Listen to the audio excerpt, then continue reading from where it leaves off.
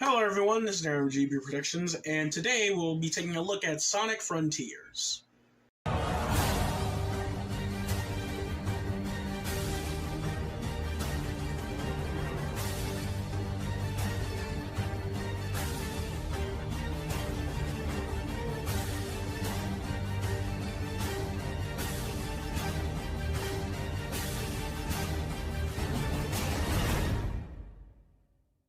Sonic Frontiers is the most recent game in the ongoing Sonic the Hedgehog gaming franchise. It aims to take the titular Blue Hedgehog to new horizons with the franchise's first ever open zone experience. Sonic for the past few years has been in a rough patch with divisive titles like Lost World and the painfully mediocre Sonic Forces. For me, while I was hyped leading up to the game's release, I rightfully had to keep my hype levels in check. There is a lot riding on this game being good. What with the two successful live-action films releasing between Forces and Now, there are a lot of eyes on Sonic this year, and they have to knock it out of the park. On the lead-up to the game, getting past the travesty that was its first showcase in June, and more marketing started to pick up months after that, I was of course excited for the game. To the point where I thought it would top Unleashed as my favorite game in the franchise. You really mean that? No. Yeah, nah. But regardless, I feel that this game, despite having a lot of cracks, is still a definite win for the Sonic franchise. This game is a big leap for Sonic genre-wise, and of course there is cause for concern when considering how Sonic Team could handle it. I was never really someone who campaigned for Sonic to go open world, because I figured other gameplay styles like Adventure or Boost were ones I was kind of comfortable with and never really needed an open world styled Sonic game. Though, if Forces was anything to go by, I think they made the right call in letting the traditional Boost styled gameplay be put to rest. Sonic Team has been struggling with innovation in certain playstyles for years, and them taking this big of a leap should be a great source of concern for long-running fans of the franchise. I initially perceived open zone as being a simple and cute buzzword that ties into the franchise, but with more time passing and them being adamant at how different this is from an open world game, I was willing to sit back and wait to see what they had up their sleeve, and with more time passing I was able to catch on to what they were doing. This really isn't a traditional open world game. Calling it open zone kind of fits because it's not just an open landscape for Sonic to blindly run around in. Instead, they are taking elements from traditional Sonic levels or zones, like the floating platforms, bounce pads and springs, the grind rails, and just spreading them across several open environments, making a gameplay style that, to at least some degree, is unique to Sonic. Okay, now getting into the actual game. I'm going to do something that is a tad out of character for me, and it's that I'm going to go over the gameplay before the story. I feel like regarding the ending of this game, I feel I can't properly give my thoughts on how I feel about everything without going over the raw gameplay first. So why don't we get into that, shall we? Without going too in-depth yet, Sonic Frontier centers around venturing through the mysterious Starfall Islands, where we're tasked with exploring, uncovering the mysteries they withhold, and saving Sonic's friends from the imprisonment of cyberspace. So, Frontiers primarily falls onto a sort of collect-a-thon-like structure. You gotta find and collect memory tokens to save your friends and progress the story. You gotta find vault keys in order to collect the Chaos Emeralds, and you gotta get vault keys by either finding them randomly throughout the open world, or by other means that I'll get into later. Yeah, me being someone who doesn't play collect-a-thons at all, this game at first glance would feel pretty off-putting, but the game manages to pull it off pretty well. That general structure of just find shit in order to progress is pretty consistent throughout the four islands you visit. That was fucking weird. Anyway, yeah, you'll basically be doing a variation of that throughout the game, and while that does sound repetitive, the game does an amazing job by keeping you locked in and invested all throughout. To go over all the island's designs as a whole, they are really fun to run around in. The general look of them, with the random rails and dash panels and springs and shit strewn about, it does look a tad unorthodox, despite being staples in Sonic games, but when actually running through it and finding all the different routes and the rewards for completing the little obstacle courses, it's a whole lot of fun. I do find it a little annoying sometimes when you're running somewhere only to get interrupted by an unseen dash panel, which is why I'd prefer that stuff to be relegated to the structures and stuff you climb, because in any spot other than those, it just feels completely unnecessary. Even with that, there's still really cool shit to be exploited, like the unintentional rail launching trick that fans discovered, allowing you to soar through the air and cover a shit ton of ground. It is so satisfying to pull off. Alrighty then, so the individual islands, how are they? Well, it's kind of hard for me to discuss two in particular given their placement in the game. Starting with Kronos. While it's not as grand or as interesting as some of the later ones, I think it serves its job well at introducing us to how the game will generally operate throughout the playthrough.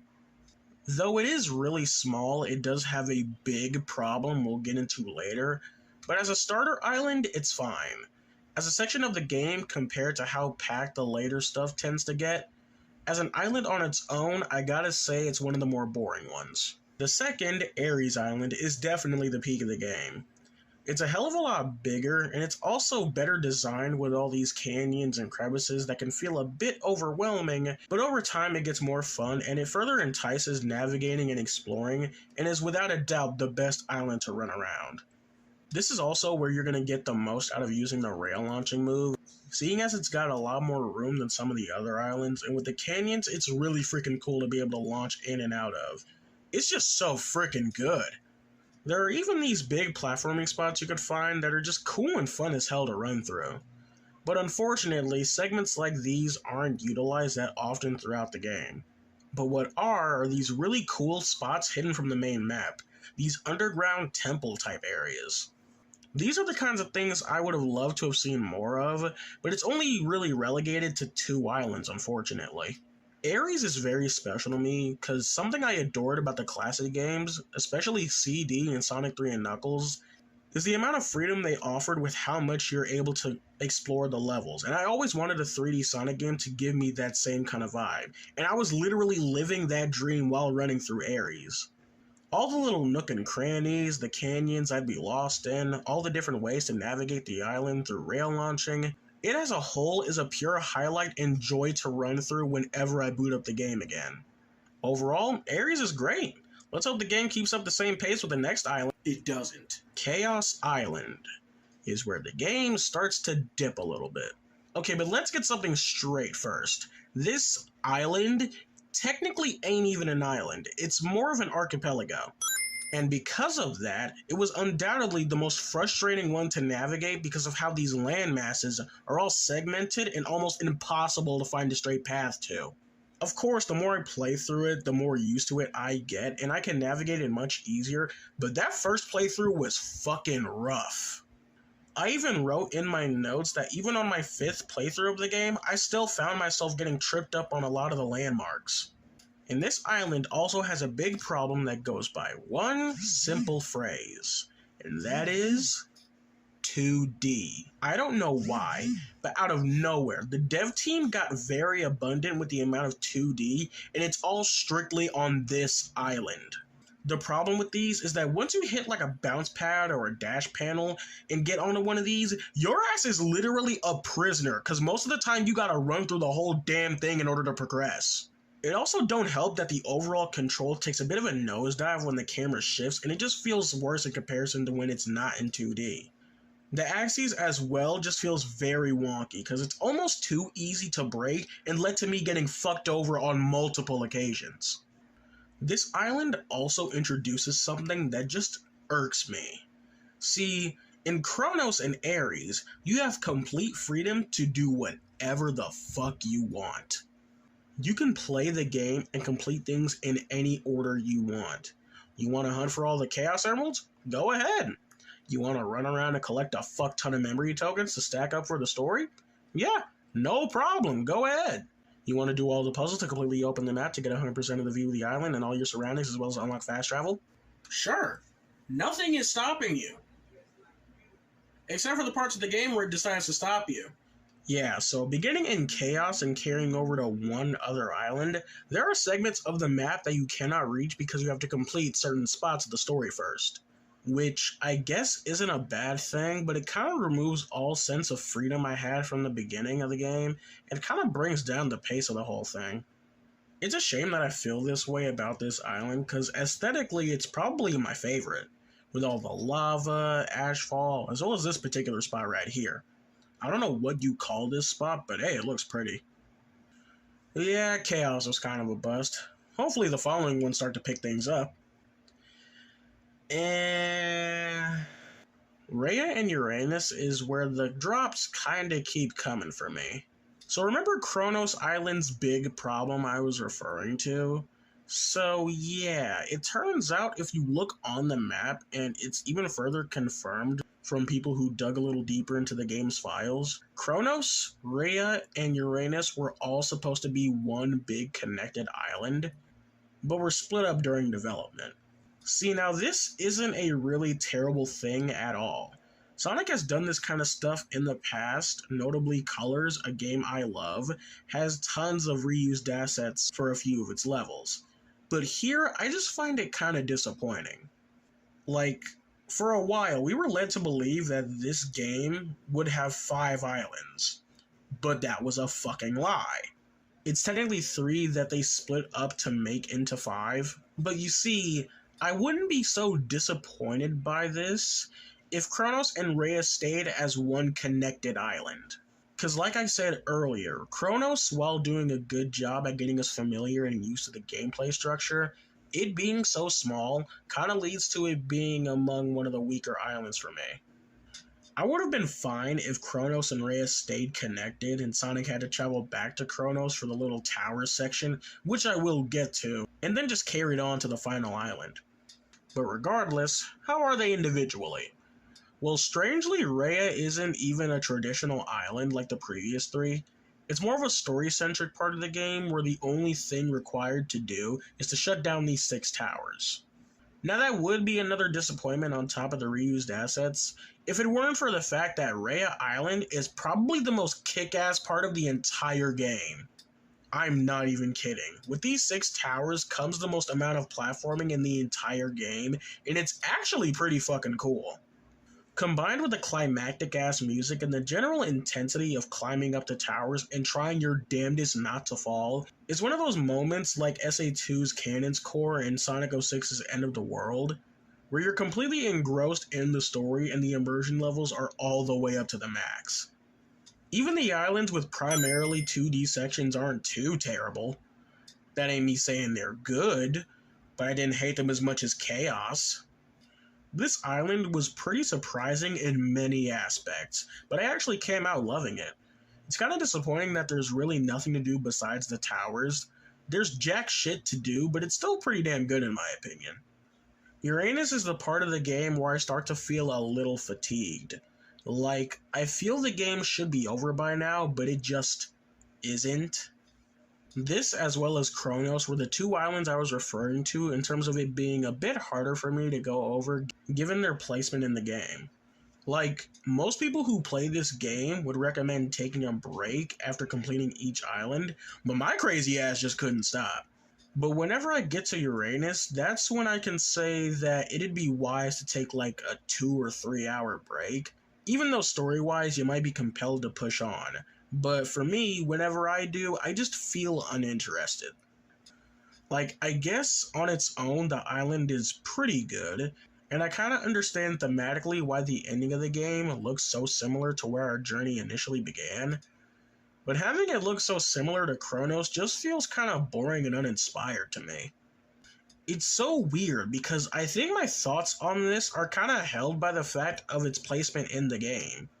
All things considered, it is just Kronos but better, but I don't know, I just can't really be bothered with it once I reach it.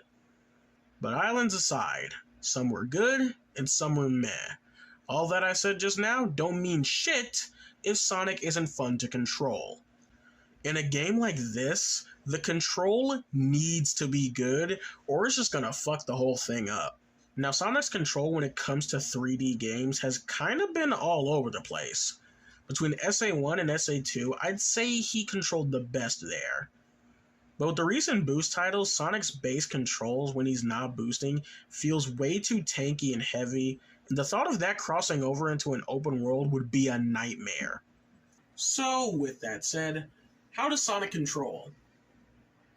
This is easily one of the best controlling Sonics in a Sonic game. Most of this would have to do with how freely we're able to customize some of his physics, giving us the most amount of freedom we've ever had in a Sonic game in terms of his controls. You can control stuff like his acceleration, turning speed, boost turning speed, how fast he is with the start of his boost, etc. But while them giving us this level of control over Sonic is nice, it doesn't make every aspect of his control perfect. His jump and overall midair control is really stiff and just makes it really hard to do precise platforming when you can barely direct him when he's in the air. Sonic's jump as well, for some inexplicable reason, kills every sense of momentum, and it just feels wrong. Like all the speed you could have had is just gone as soon as you jump, and it just feels terrible. It somehow gets even worse when entering another part of the game. His physics as well can be very questionable because you can be running at top speed, but as soon as you let go of the control, the blue bitch will just stop dead in his tracks. Like, why? What I mean by this is that in this game, there is an ability you can unlock called the Power Boost. It's activated once you max out your ring count, and it allows you to take off at blazing speeds. So to get briefly sidetracked, the Power Boost is something that kinda annoys me in this game. I like that it allows you to cross distances very fast, but it becomes a huge liability in platforming sections, or using it in combat, and overall when you're not trying to get from point A to point B, it just becomes a huge hindrance more than anything. The natural boost speed is already fast enough in my opinion, especially when you upgrade it high enough, so it kinda just feels even more unnecessary to me. But it does offer a cool reference to the first Sonic movie, but even then, that gets a little annoying because that cutscene literally occurs every time you max out your ring count and just severely breaks up the flow. Anyway, mini rant over. Getting back on track, other than all that, something else that pisses me off is that when zooming across the islands with the Power Boost, whenever you let go of the boost button, Sonic just slows down to a fucking snail's crawl for no damn reason. It pisses me off already because of how hard shit can be when trying to do combat or platforming, but with this, it just feels wrong. I'm sorry I ain't got another way to put it, it just feels wrong. Speaking a bit more on his physicality, the way Sonic interacts with the open zone is strange, to say the least. Sonic has this really weird problem where his feet are strangely stuck to the ground, which makes it look very awkward when watching him start jittering across the ground. Alongside that, something else that irks me is that there are several instances of Sonic running off of an edge that should send him flying, but for some reason he's just glued to the terrain, which results in him briefly sticking to the edge, and it's just very odd. One last thing is that surprisingly, there is a way to launch yourself adventure style through the air without the use of grind rails. And I bet everybody who's played this game has done it by complete accident. For starters, it's nowhere near as satisfactory as Adventure because it can be done completely by accident. When running, Sonic will just trip over a tiny ass pebble and be sent flying through the skies completely at random. It's visually cool, but I can't even properly enjoy it because, again, it's completely random and out of my control. Moving past that, Sonic's traditional moveset has made a return, save for a few tweaks. You of course have a homing attack that is on the square button, similar to Sonic Unleashed, but this time being for the sake of combat. For combat, we'll get to that when we get to that. As far as the others, I think it's really cool that they brought back the Lightspeed dash, but it feels so off to me. Mainly because after you execute it, Sonic stops dead in his tracks. I assume this was done for more precise platforming, but it just feels so wrong to me.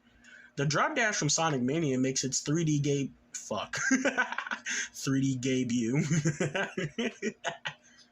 The drop dash from Sonic Mania makes its 3D debut in this game, and it's okay. Off jump, I can say it's not as versatile as it was in Mania or even some aspects of the Sonic Origins collection.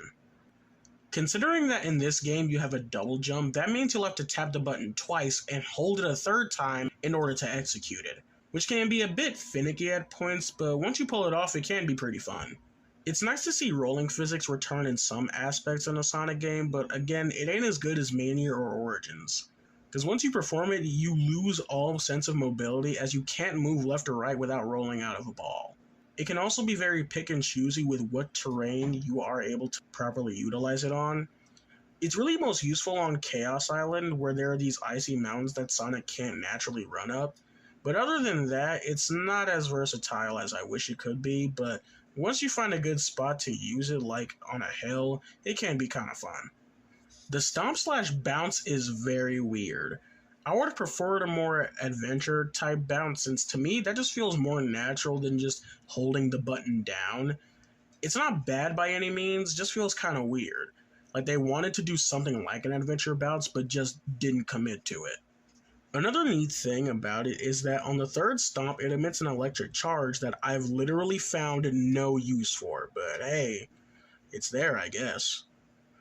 Overall, Sonic's control with a few hiccups is pretty good, which makes traveling around the open zone the most fun it could possibly be. Among the collectathon elements, there is still a variety of stuff to do in these open zones, from the puzzles to upgrading your moves. Throughout the game, you're incentivized to upgrade your ring count, your speed, as well as your attack and defense. This system overall kind of feels like a mixed bag. First, as for your attack and defense, this is where I have a massive issue with the way the game tries to balance itself in terms of difficulty when fighting enemies. You upgrade your attack and defense by obtaining these blue and red seeds and bringing them to the Hermit Cocoa. See, now, what I mean when bringing up a balancing issue is that I don't think the devs did a good job at balancing how strong the player is in relation to how strong the enemies would become. Like, if you get to level 20 or 30 for your attack and defense, you'll almost be plowing through enemies by the time you get to Ares Island. And it leads to the combat as a whole feeling less engaging. And then out of nowhere, there's a huge spike in how the enemies behave on Uranus Island, and the whole thing just kind of feels out of whack. Like, there's a move on the skill tree called Phantom Rush, which activates once you fill up the combo meter all the way, and allows Sonic to deliver a fury of attacks at light speed. My first time playing the game, I could barely utilize it well because a good chunk of enemies went down in just a handful of hits. It's led to me, whenever I'm currently playing the game, to just avoid upgrading the attack and defense altogether, just to make the combat feel more engaging. Which, yeah, I guess is cool that I have the option to do so. But considering that this game was made with upgrading Sonic in mind, this shouldn't be something I have to resort to. Okay, aside from that, what about upgrading your rings and speed? See, upgrading your rings kind of makes no sense to me because the game starts you off with 400 rings. I feel like for a Sonic game, that should be more than enough. And as far as speed goes, yeah, that one is pretty fun. Because Sonic just stays zooming, and it further enforces why I think the power boost should have been implemented in a different manner. But that's besides the point. I just don't think the system was as fully realized as the devs had hoped it'd be. Okay, so I gotta make a quick little detour so I can rant about something for a quick second. And everybody who's played this game probably already knows what it's gonna be about.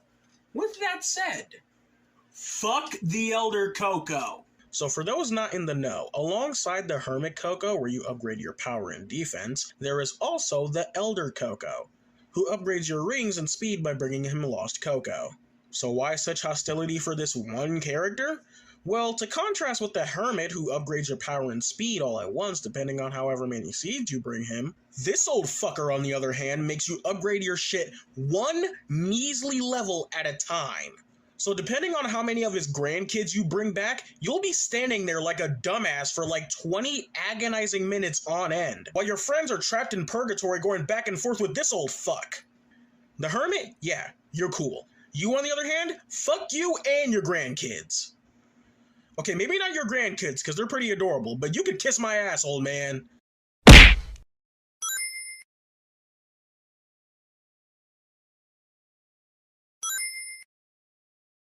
Okay, with that out of the way, the puzzles. The puzzles are used to fill out the map so that you don't get lost, and they're pretty fucking lame. Whilst the game does spice things up by offering a few different styles to puzzles to each island, the main variation you'll get is the light panels, the timed races, fucking Tetris, parrying, volleying these balls through hoops, quick-stepping, skydiving, and just side looping random shit. Not all of these are straight up bad. Like, the races are kind of fun, and the light panels get thought-provoking in some cases, and the volleys are nice, but as a whole, these puzzles, or challenges as the game calls them, are so damn dull. That being because for me, they're just too painfully easy. It's crazy that I'm saying that, because I'm not even a difficulty kind of guy. Ask any of my friends, I'm notoriously shit at video games. But with these challenges, I would just like for some of them to be at least a little bit more engaging. Because just giving me over 60 seconds to just stand still and parry is fucking lame. Quick-stepping for a few seconds is fucking lame.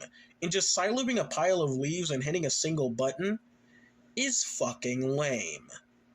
Like, instead of just standing and parrying stuff, maybe make it so that you have to jump between multiple platforms to parry a projectile. Or maybe while quick-stepping, you actually have to dodge some projectiles so they don't knock you off the platform. Just some small stuff like that I would have preferred to make them more engaging. The major positive I can give these puzzles is that they're short and plentiful enough so that they don't take up too much time. But overall, individually, I just find these very, very dull. But you know what ain't dull? The visuals. The graphics in this game look incredible for a Sonic game. Yeah, I ain't gonna act like this is one of the most stunning visuals to grace the landscape of gaming, cause it really ain't. But regardless, as far as Sonic games go, this probably tops Unleashed in terms of visuals. While on that, I might as well bring up the animations and cutscenes. The animations in some of the main cutscenes are definitely a far improvement from the stuff we've been getting in most recent games. We've rarely seen this much fluid-looking movement and general expressiveness, I think, ever as far as in-game cutscenes go. But I'd be lying if I said I didn't think this franchise is in need of an art style change at some point in the future. Because while I love the amount of expression we're getting, you can definitely tell in some instances when the animators are struggling to make these models fully realize their cartoony potential. And in some shots, they just look very awkward. Crash Bandicoot 4 and Ratchet & Clank Rift Apart are pretty much what I expect as far as fluid animation for a Sonic game, and I'm hoping we can reach that with the current art style, but if we can't, I feel like we need a bit of a switch up at some point. Not with the very next game, but later down the line. Also, you all know I had to bring up this game's severe performance issue, and if you don't know what I mean, it's the pop-in. I'm not saying this as someone who plays games on the daily, but with all the games I've played over the years, this is probably the worst pop-in I've seen yet. Now, I'm more used to it because I've been paying close attention to the game since its announcement, and it has shown improvement from where it was initially shown off, but it doesn't change the fact that it is still abysmal. And it's not necessarily the biggest issue, it's only a visual thing that doesn't necessarily affect the gameplay, but it is prominent and noticeable enough to where it can't really be ignored. What's crazy is that even though it's more prominent with the platforms and rails, which are likely due to the fact that those elements came slightly later during the development, but it's also very apparent with stuff like the grass on Kronos and Uranus Island, that the shit just looks not good. I really hope they improve on this stuff in the next open zone game, because this is just not it. Alrighty then, let's finally talk about the combat. The combat is fun, but something I can't find myself fully enjoying. Mainly because of how I previously brought up with the upgrading system. Yeah, all of that kind of affects how the combat goes, because it makes enemies a bit of a cakewalk. It makes certain bosses piss easy to defeat. Which is so crazy to me because they gave this game a difficulty system. But just like in Sonic Forces, it ended up not meaning a damn thing in terms of actual difficulty. Gee whiz, if I had a nickel for every time a Sonic game implemented a difficulty system that didn't mean jack shit, I'd have 2 nickels. Which isn't a lot, but it's weird that it happened the amount of times you heard this joke be retold before it stopped being funny. Anyway, moving away from that stuff, what about the actual combat moves? These are a different can of worms because while I think they are really fun and are a definite fit for Sonic, they ain't without their hiccups either. What I mean when I say they fit for Sonic, I mean the overall method of stringing these attacks together in various fashion is way more satisfying than you'd expect. They all encompass the speedy and chaotic nature of the Blue Hedgehog and are definitely a visual treat. But keep in mind what I just said. A visual treat. That kind of helps me talk about my problem with the combat. While they are oh so fun to use and do a great job at keeping your attention, these moves are far too cinematic for my liking. Most of them play out as 5 to 7 second cutscenes that don't require any further engagement other than just waiting for it to end to begin the next attack. Most of the attacks like Spin Slash or Humming Shot could feel just as impactful if the animations didn't take so damn long to complete. But again, despite that, it is fun to chain these moves together, and with me not upgrading it definitely helps make it feel more satisfying and engaging, especially when later islands require more out of you. The combat, while flawed, is something I can't get enough of. Whenever I roam around randomly and see an enemy, I can't help but to just rush over there and kick him in the teeth. Speaking of which, the enemies called Guardians are very hit or miss in terms of enjoyment when fighting them. Ones like Shark are kinda just glorified interactive cutscenes that are only fun to fight once. Squid, all you do is chase the motherfucker down until you can wail on him until he drops. Strider just isn't fun after a while, mainly because the depth perception kicks your ass because you can't tell what obstacles are coming your way. I hate Caterpillar the most because A, motherfucker doesn't even look like a caterpillar, and B, I can barely get a hit in on him because I keep sliding down his flat ass. Do some squats, you prick! But other than those guys, yeah, I generally just have fun taking these guys down. Enemies like Asura, Spider, the various ninjas, the towers, and Ghost are really fun. And even the smaller grunts, who I'm pretty sure don't have names, I think someone told me they're just called soldiers or something, as time goes on, are really fun to encounter. Except for when they decide to put up those annoying ass shields you have to keep stopping and side-looping to break them, and just generally kills the flow of any encounter. Besides that, the general way the enemies evolve as the game goes on is pretty cool too. Most notably the ninjas and towers as they get crazier and tougher as the game goes on. I seriously never get tired of a combat encounter, from stringing the combos together and the overall flashiness.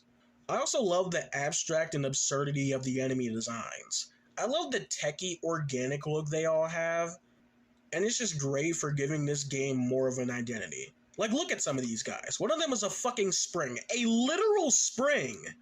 It's a unique look that I wouldn't expect for the Sonic series, but I find it as a warm welcome. The first move, as we've discussed, is the Psyloop, which is a trail of cyber energy that can be drawn across the ground. And yeah, you can draw shit with it, including...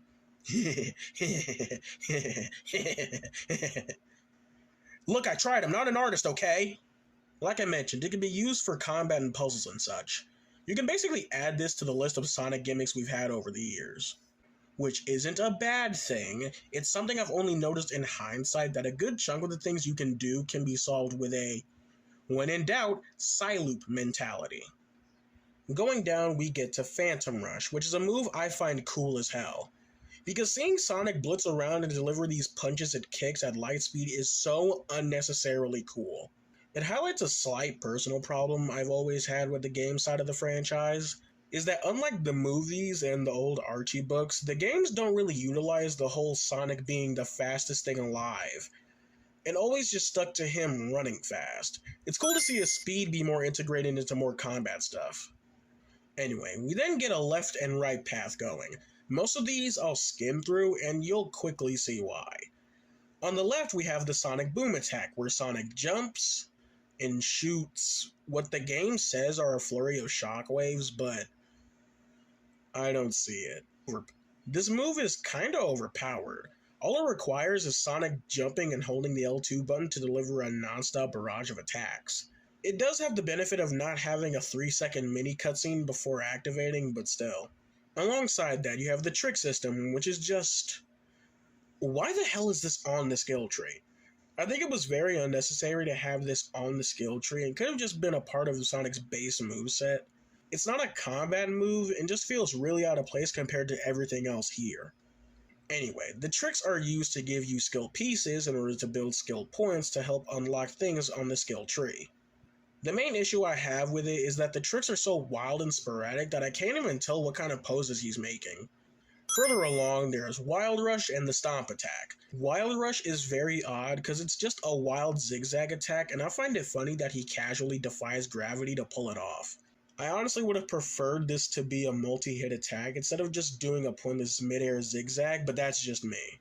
I think I saw some promo material on that being the case, so I don't know if they cut that element or I just haven't found a way to do it, but regardless, I think it's a relatively fine move. The Stomp is just a stomp.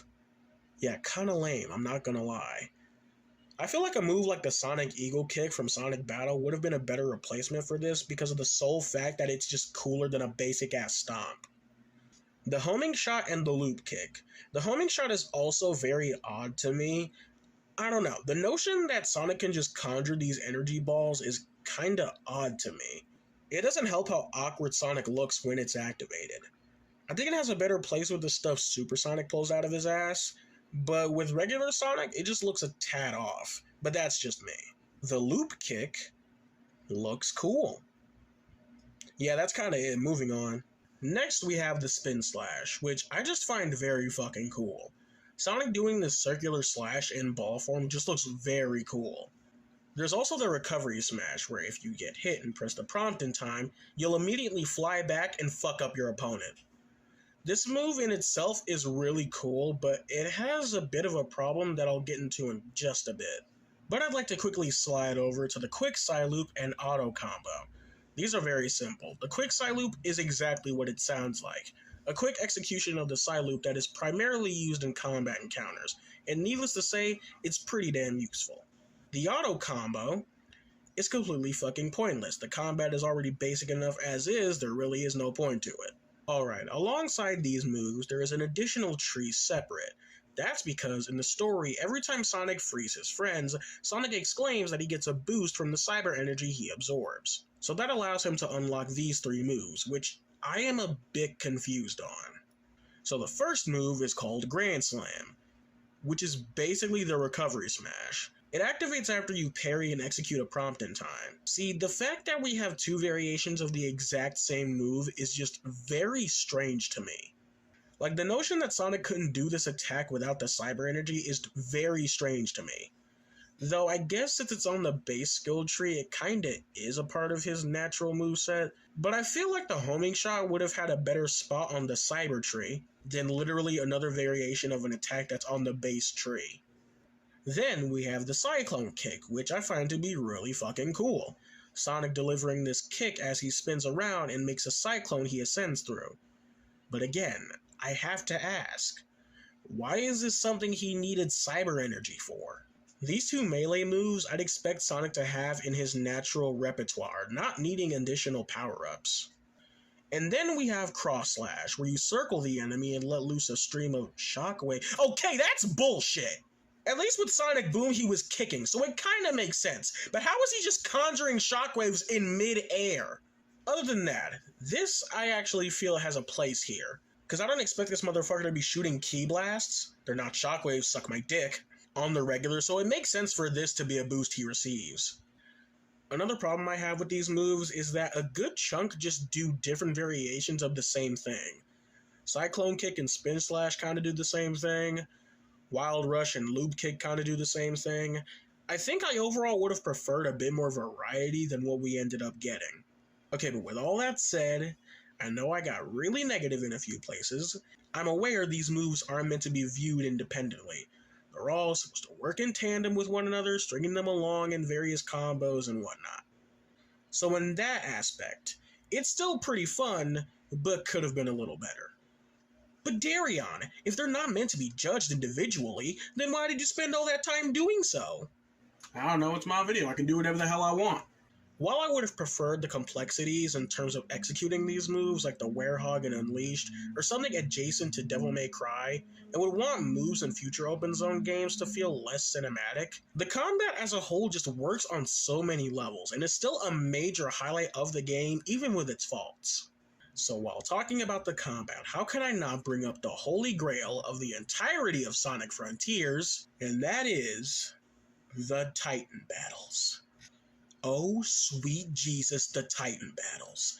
This, undeniably, is the best part of the game for me. It entails some of the coolest spectacle in the franchise, accompanied by some of the greatest music to grace the franchise. Everything you love about the combat is carried over beautifully into these bosses, as you're just going ham on these mechanical monstrosities. If I'm being 120% honest, the music is what does most of the heavy lifting in terms of making these bosses as cool as they are. Just flying around and fighting to the coolest Metal Gear Rising styled boss music you could ever hear. In fact, give me a sec.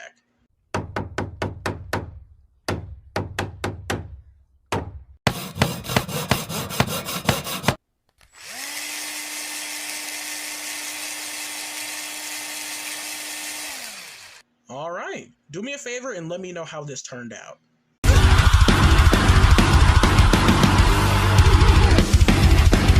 It's time to face your fears when your time has come and gone. I'll be the one to carry on, and you can throw me to the walls, 'cause now you're undefeatable. I'm hanging on to the other side. I won't give up till the end of me. I'm what you get when the stars align. Now they say you're just an enemy. You're crossing the line. Now we've run out of time. I'll take what is mine.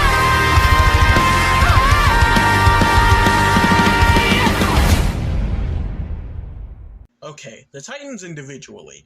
The first you go up against on Kronos Island is Giganto, and accompanying him is the theme you just heard, Undefeatable, sung by Kellen Quinn of Sleeping with Sirens fame. And it does a perfect job at setting the stage for each of these Titan fights. The boss is kind of just you wailing on him for a bit, but the flashiness of the combat truly does an amazing job at keeping your eyes glued to the screen. The second Titan you fight on Ares Island is Wyvern, and it centers around it and Supersonic flying across the entire island. As far as base spectacle goes, this is definitely the best of them. I don't know, it's just so cool to have this battle take place all around the island. It's just so fucking cool. The theme that accompanies this fight is Break Through It All, again by Kellen Quinn. This one is great, but is kinda my least favorite. I don't know, maybe if it had more lyrical implementation I'd like it more, but as it stands, it still kicks a lot of ass.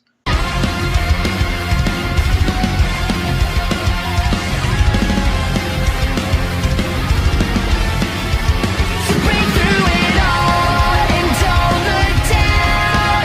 You won't fade out, 'cause the fire in you never dies. It comes around to light the flame. They'll know your name. Burn it till they're never right. Don't stop, we're on a mission. Overdrive and over all the competition. Counting up the damage when it's done. We can't pretend to listen. Sorry if it puts you in an imposition. We won't stop until the battle's won. The boss, while fun, has a major design flaw, and it's something I didn't bring up when talking about the combat, that being the parry. See, the parry in this game doesn't really operate like a traditional parry. All it requires you to do is hold the button, and it's just like a permanent block. Whereas in other games, there would be a level of precision when it comes to the player decision on when they needed to parry. So the fact that you can just hold this shit indefinitely is pretty fucking lame. The reason this is an issue with the Wyvern fight is because there are instances where it'll shoot missiles at you, and you'll have to parry in order to send it back. The reason this is a problem is because it requires very little engagement and just results in you flying and holding the button and just waiting for the missiles to hit. And it's not even just that, the whole fight is parry-centric, so the fact that you can basically just hold the shit without any need for precise timing is just kinda boring. Now for the third Titan, Knight. This boss kicks every ounce of ass. Not only is it my favorite Titan design-wise, it's also my favorite boss and has the coolest set pieces. No, I'm serious. I gotta take y'all through the process of this fight. First, it starts out with the motherfucker pulling the sword out of his fucking face, literally out of his goddamn head. As he fucking roller skates around the arena, it then escalates to him throwing his buzzsaw shield for you to not only ride it, but redirect it back into his fucking face. It can be a bit finicky at points, but fuck me if it isn't satisfying. He then throws his shield and it ricochets around the arena for you to redirect and hit him again, and the fucking fight ends with Supersonic cutting him in half like he's future fucking Trunks. This game forever set the standard for Supersonic boss fights. I expect every following game to meet this criteria. The theme for this fight is called Find Your Flame, and it's just... listen to this shit! I'm not letting it go, 'cause it's all that I will. The whole world knows your name. When we dance with destiny, I've been there and I've seen it. I'm never gonna stop believing. You'll find your flame. Now here we go, it's the end of the show.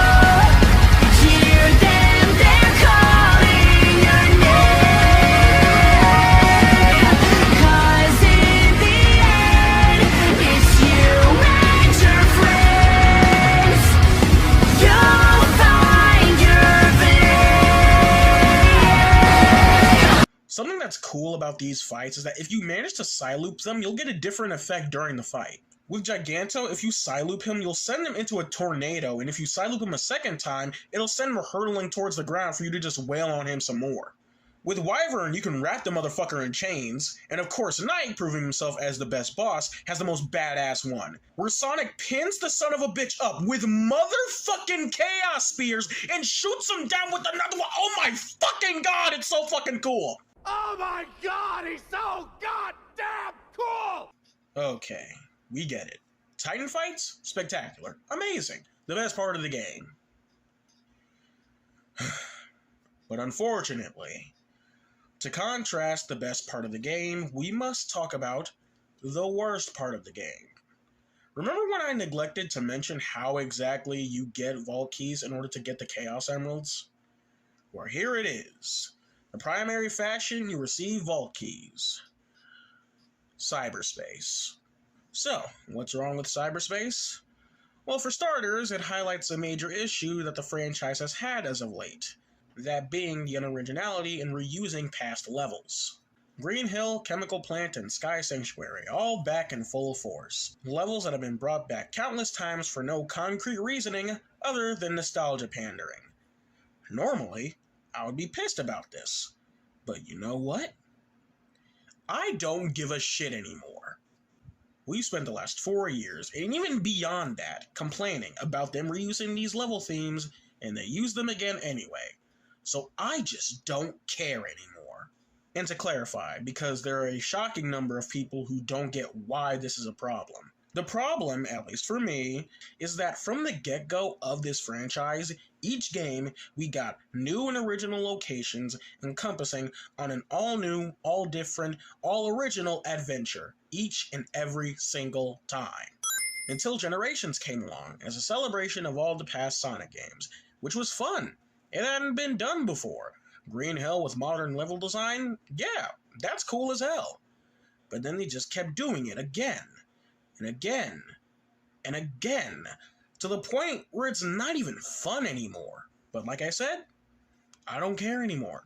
Green Hill is just Sonic's home now, even though that was never the purpose of Green Hill to begin with. And Sky Sanctuary and Chemical Plant are just stages synonymous with the series that will damn near never go away. But I still don't care.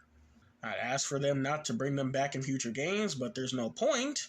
They're gonna do it again anyway. So, I don't care. As long as cyberspace is fun, I will let it slide. And is cyberspace fun?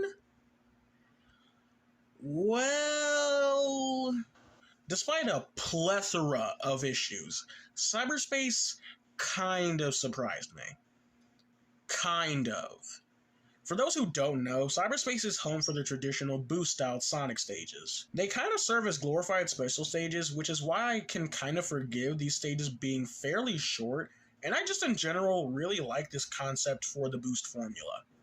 For a while, boost has been pretty hard for Sonic Team to innovate for, so using them as these bite-sized side things, I think was a pretty good idea on their part.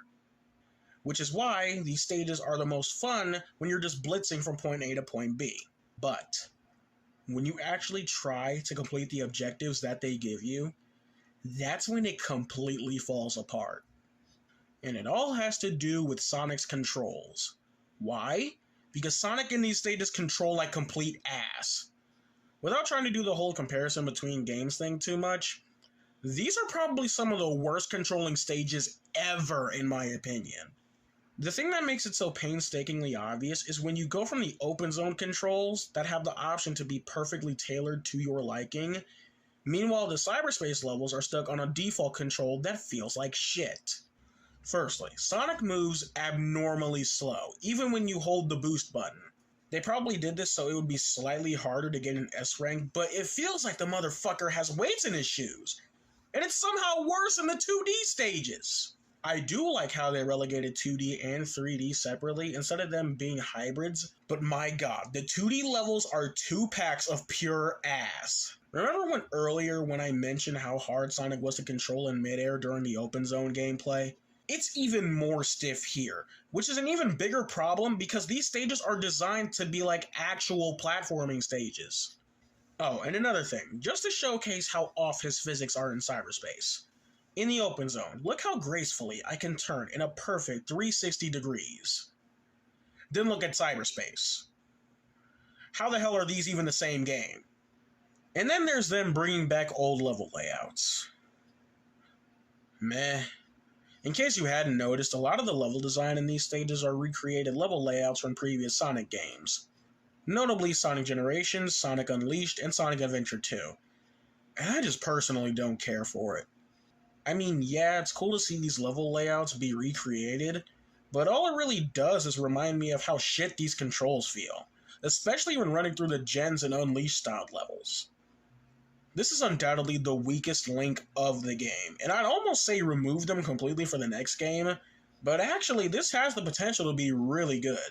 The main thing holding these stages back are the controls, and I feel like they touch them up a bit or have some of the open zone controls carry over, as well as have completely original level themes. I don't know why I'm even asking, because I know they ass ain't gonna do it. Then I think this could be a good style of Sonic gameplay. Like I said, it's most fun when you're just getting from point A to point B, but even then, the controls still ain't perfect.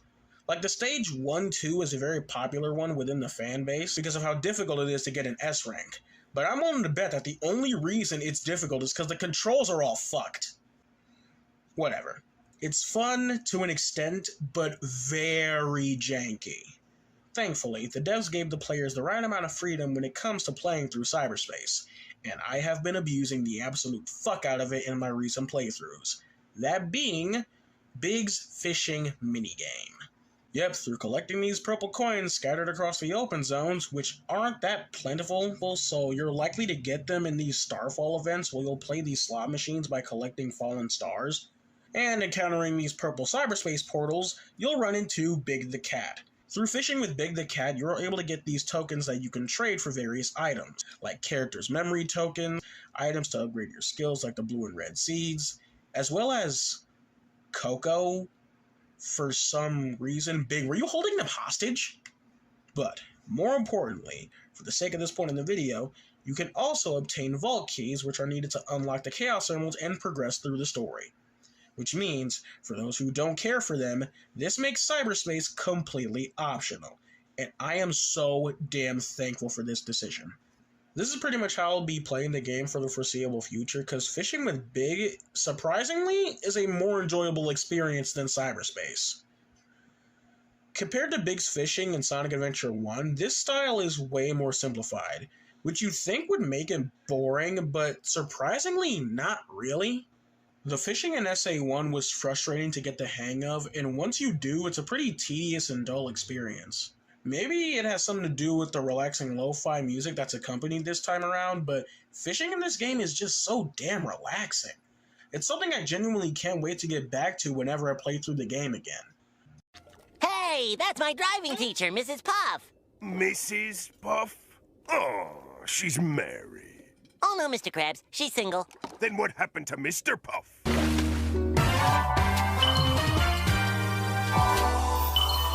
She doesn't like to talk about it. Now for the music.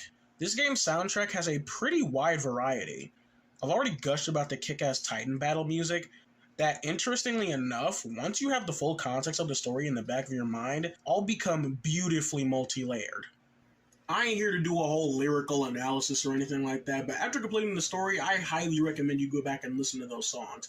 I promise they become so much more interesting. The overworld music can start out as pretty generic, but grow on you over time. Each island has their own accompanying theme, and they're all pretty damn good. Chronos has what is probably my favorite theme overall, because in terms of it going with the grassy and lush plains, there's not one way they could have went with this, but I love the somber kind of vibe it has.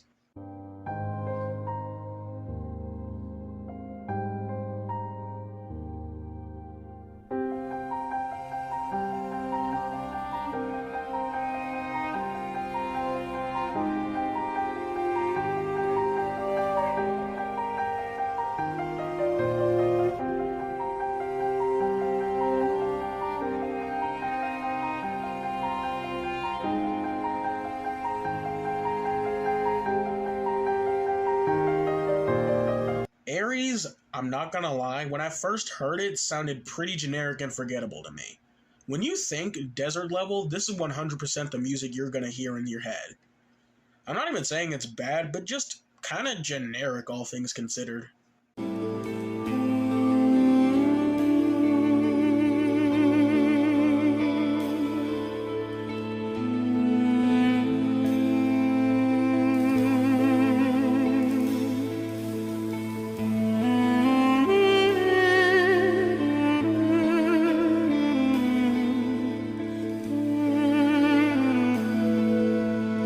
Chaos has this level of intensity played into it, but has this weird sense of calmness as well, that I can't thoroughly describe, but it sounds really cool.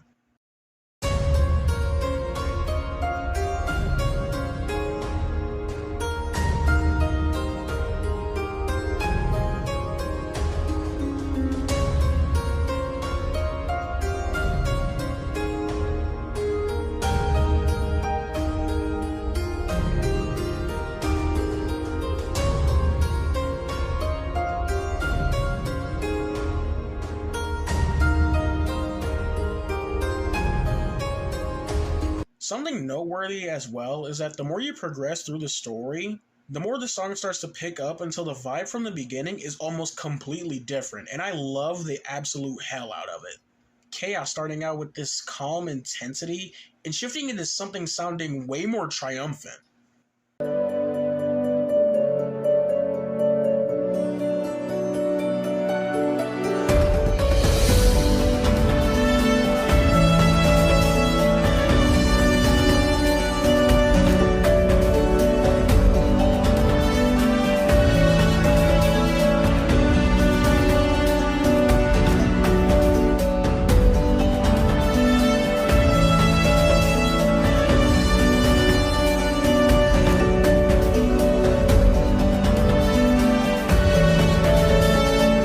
Chronos going from super somber to this.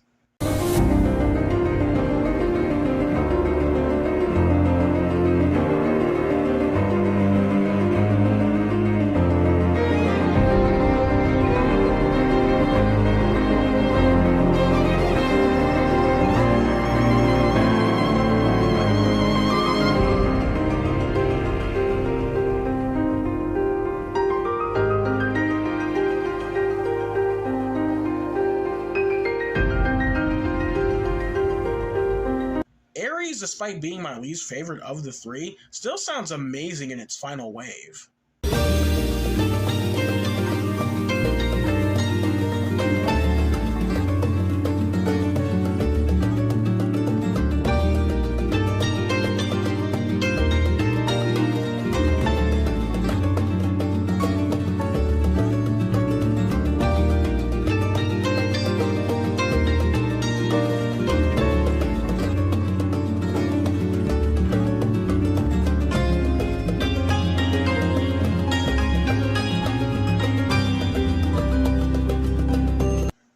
this is just Chronos' theme again. Which isn't bad because I love the Chronos theme, but kinda wish we got an original track for this one. Berea Island's music goes so damn hard!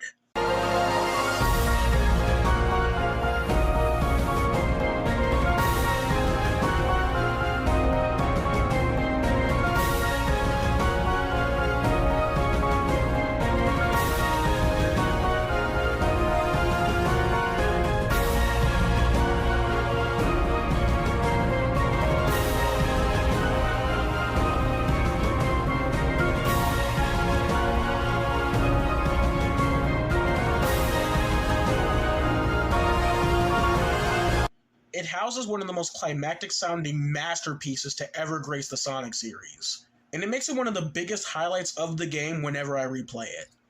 The battle music is fine. It honestly just fades into the background for me most of the time. The only noteworthy ones at the top of my head was the track for the Asura boss fight.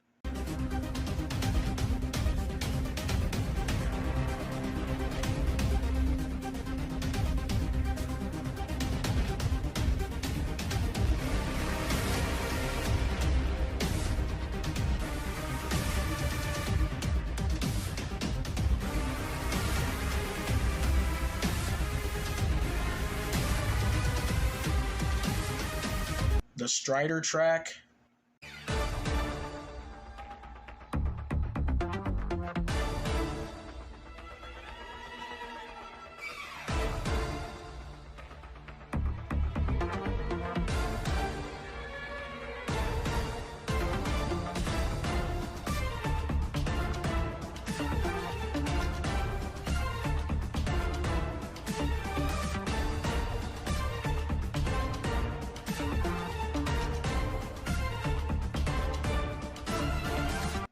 Fortress.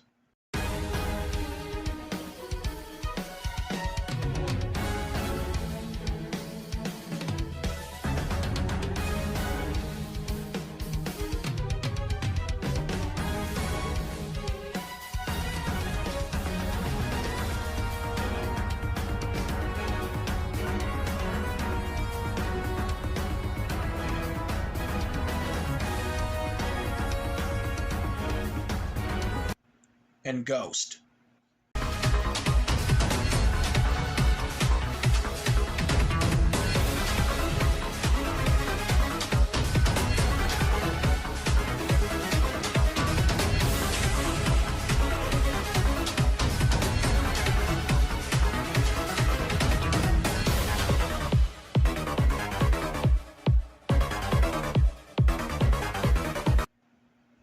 Other than those, nothing else really grabbed my attention.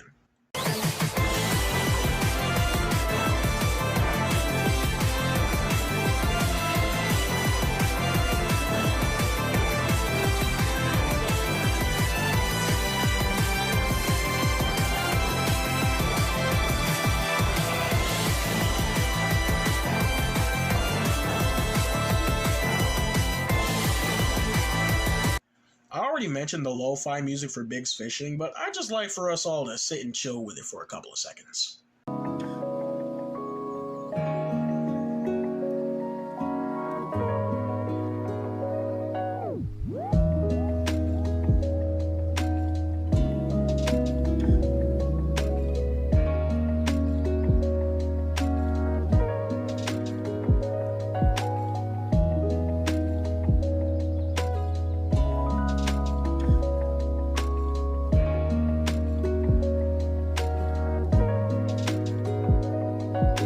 The cyberspace music is meh.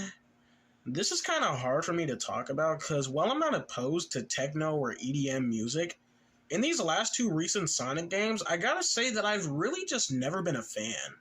In Forces, it was way too focused on synth type sound, but here it all just sounds like dance club music, which isn't bad, just not for me. Which is surprising because I tend to enjoy music like this, but the way the games have been using it as of late has just left me with no everlasting impression. But that doesn't mean there aren't a few that stuck out. So strap in, this is about to be a bit of a long one. The ones that stuck out to me were 1, 2,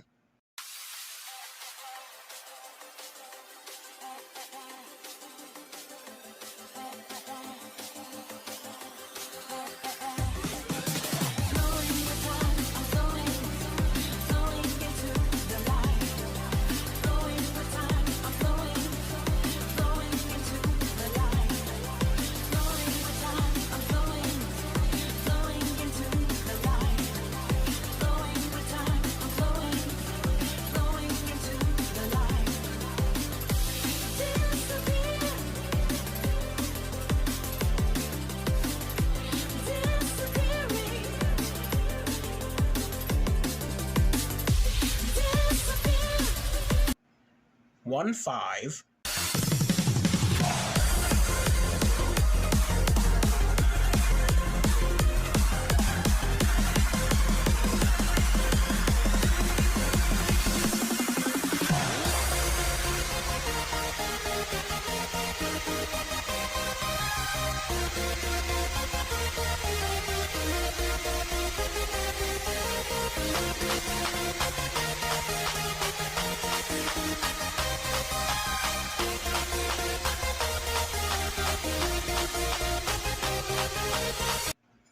2-4.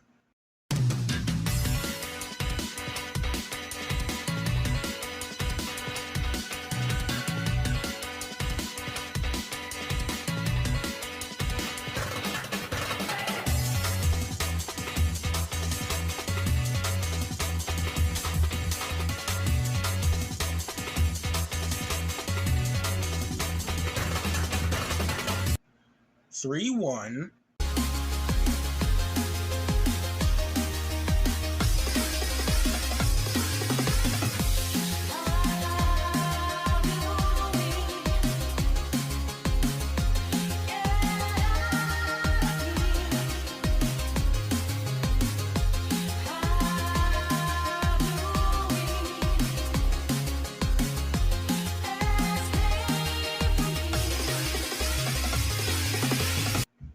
3-2.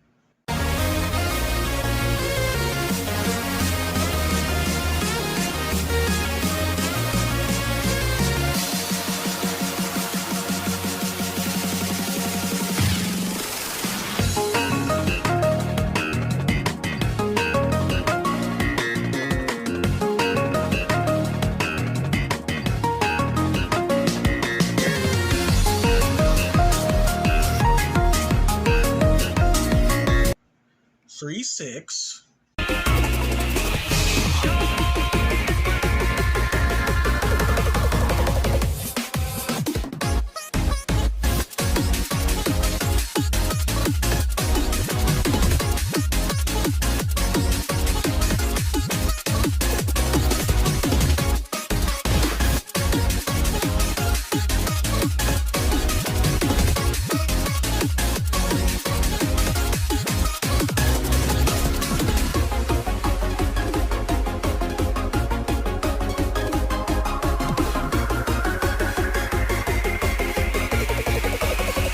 'And Uranus had the most amount of good tracks with 4-1.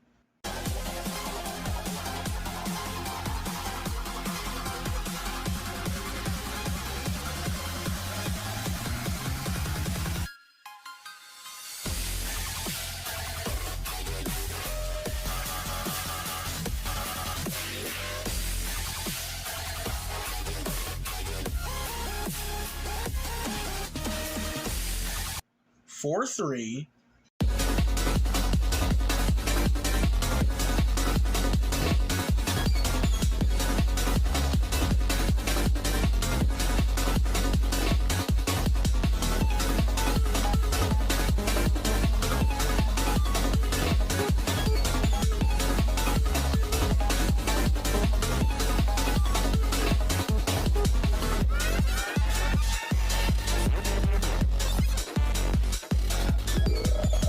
4-6.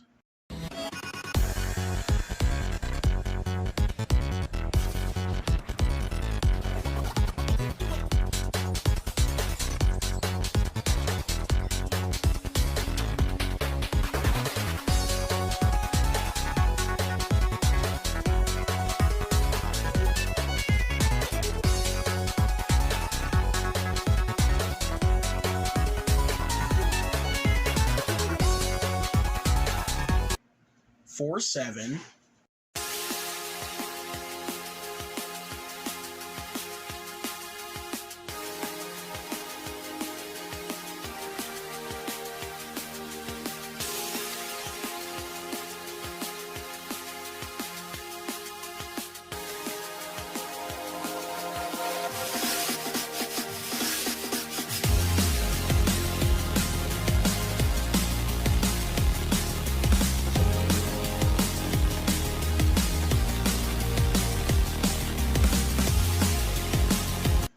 748.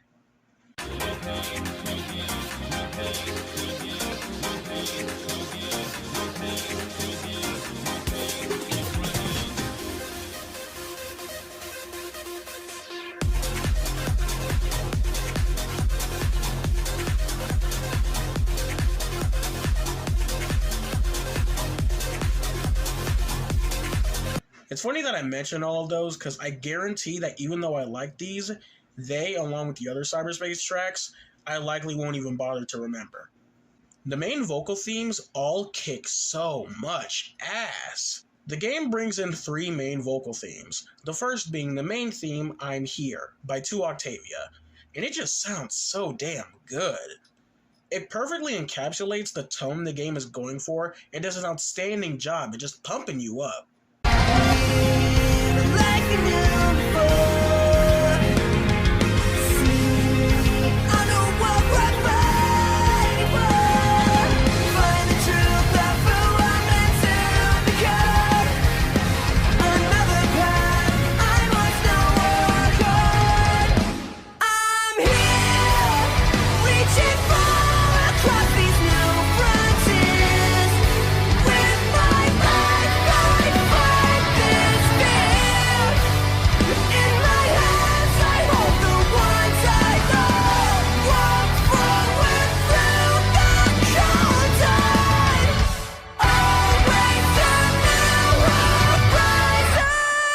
The second one not being an original song for the game, but was actually licensed from the band 1OK Rock, called Vandalize. And I can't play it without getting copyrighted, but for your own sake, please listen to this song. It is a goddamn masterpiece. Oh, and be sure to listen to the original uncensored version of the song. You'll thank me later. And last but not least, we have One Way Dream by Nathan Sharp, aka Nate Wants to Battle. This one here has a special kind of hold on me. I almost can't put into words how much I love it. I don't think I've had this much of an attachment to a Sonic song since I first heard Endless Possibilities as a kid. This song is just so damn good. This is how we ignite. Boost your spirit off the ground. I'm a spark that won't go out. We can go much higher now. Gravity can't hold us down. We're only at the beginning of this one-way dream. Ignite dreams to life. Even the minigame music is pretty fun. Yeah, this game is stacked with a bunch of short and cute little minigames, some of which have some pretty damn good music. Like the one with Helping the Coco.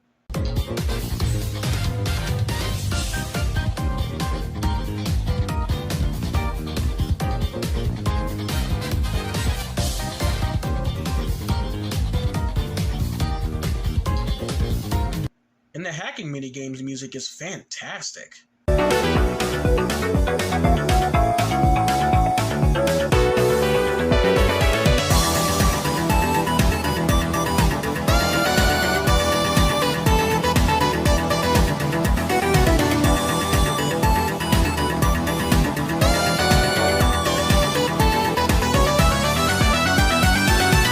There's even a skydiving one giving me Wave Ocean flashbacks for some reason.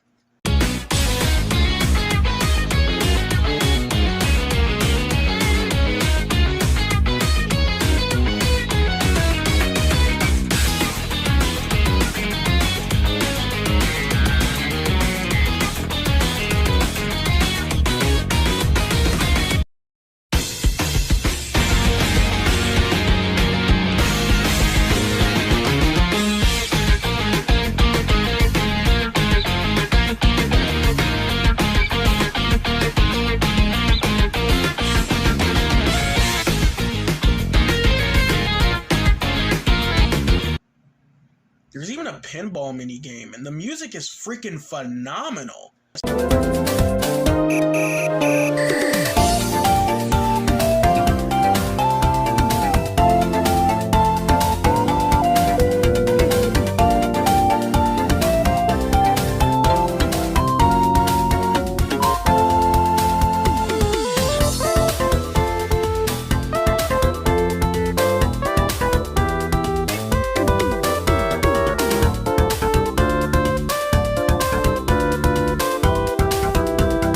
Funny that I mentioned how great the music is for the pinball minigame, considering that's the only good thing about it. If you'll please indulge me so I can rant about this for a quick second. So, the pinball minigame completely separates itself from all the other minigames featured here by being absolute bullshit. But Darion, it's just pinball. What's the big idea? Alright, wise guy. You see that score up there? The number on the bottom is how much you need in order to complete the minigame. Yeah, 5 million points to complete it. You get a multiplier on your points by getting red rings, but you can basically catch some of these at complete fucking random. And if you drop all 3 of your balls... No, shut up. And if you drop all 3 of your balls, then you'll have to start all the way over. And even dropping 1 ball will completely remove your multiplier. It also doesn't help that the pinball in this pinball minigame has no sense of concrete pinball physics. And the dumbest part of it all, once you get all 5 million points, you're not even done. You gotta shoot it into this dumbass portal at the top. Meaning that even if you have 5 million points, you still have to shoot it in the hole. And if you drop the ball at this point, which has happened to me, you'll be forced to start all the way over. I mean, no ill will towards anybody who worked on this game. But to whoever designed this damn thing, I hope that for the next week, whenever you take a step, a pile of Legos just miraculously materializes underneath your feet. And don't think you'll be safe with socks, slippers, shoes, sandals, whatever the fuck you want to wear. They'll be in there too. Okay, gameplay done. Let us venture into the story, shall we? So, the story of Sonic Frontiers kind of brings the Sonic series back to its roots of having a more serious story and character-driven narrative, as opposed to the Saturday morning cartoon vibes we've had as of late. And let's be honest, that's more of an insult to Saturday morning cartoons.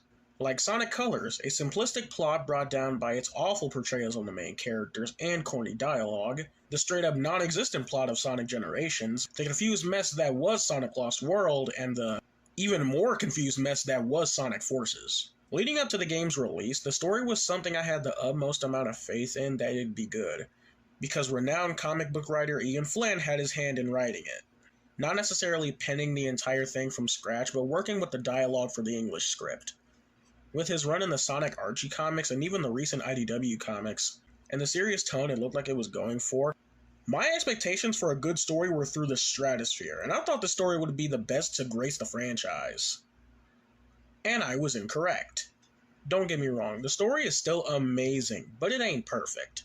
The somber and serious tone was a really great way to go for this game, because the story and by proxy the characters all feel like it has a general importance. Like it's not just thrown together haphazardly for the sake of it. Like there was genuine care for the character work that was put into this. There's even a surprising level of heavy thematic elements like life, death, and remembrance that I was taken aback by. I never expected a Sonic game to get this deep, especially coming off the back of what we have for the past 10 years. It ain't anywhere near perfect, but the fact that a Sonic story still tackles this shit genuinely and pleasantly surprised me. But the story still ain't without a few hiccups. Firstly, its over-reliance on references. I'd like to go in depth with covering the story and its characters, but I really gotta get this off my chest first. This game's story is just super unfriendly to anyone who hasn't played Sonic before. It is packed to the brim with callbacks and references to previous titles, and as a longtime fan of the franchise, I'm eating this shit up. But most of this stuff I know is without a doubt gonna fly over general audiences' heads. The reason I'm thinking of this is because I know damn well a good chunk of people are buying this game off of the hype of the Sonic movies. And I just don't think this would be the right call for the game to have gone story-wise. It's crazy because in the IDW books, a recent complaint with a number of fans would be Ian Flynn and other head writer Evan Stanley, would be the abundance of references, like certain characters saying song lyrics and stuff like that. I find it to be really cute and fun there because they're always super subtle. Well, sometimes. And I myself don't always catch on to the reference upon first reading them. But the references in this game get a little gratuitous. I'm feeling more like my old self. It's working. Keep going and don't keep me waiting. I'll be back before you can do a fortune card reading. See ya! Sonic, shut the fuck up. Whatever assaulted the island sure packed a punch. That was on par with Dark Gaia, easy. Tails, shut the fuck up. But together you stopped the Ark, overcame Neo Metal. Sage, shut the fuck up. If we're gonna have Flynn on the stories, or at least the dialogue, I kinda hope he tones this kind of stuff down next time. This story is also very lore heavy, and not really establishing new pieces of the Sonic universe, but expanding upon what's previously been established by stuff like the adventure games, and on that end, I really appreciate it. It's just really neat to get further details and clarification on the history of stuff like Chaos or the Chaos Emeralds, and general clarification on stuff that hasn't been touched on, but I am getting a bit ahead of myself. Now for the actual plot. Sonic Frontiers' story focuses on Sonic, Tails, and Amy venturing to the Starfall Islands to search for the Chaos Emerald since they've all mysteriously gathered here.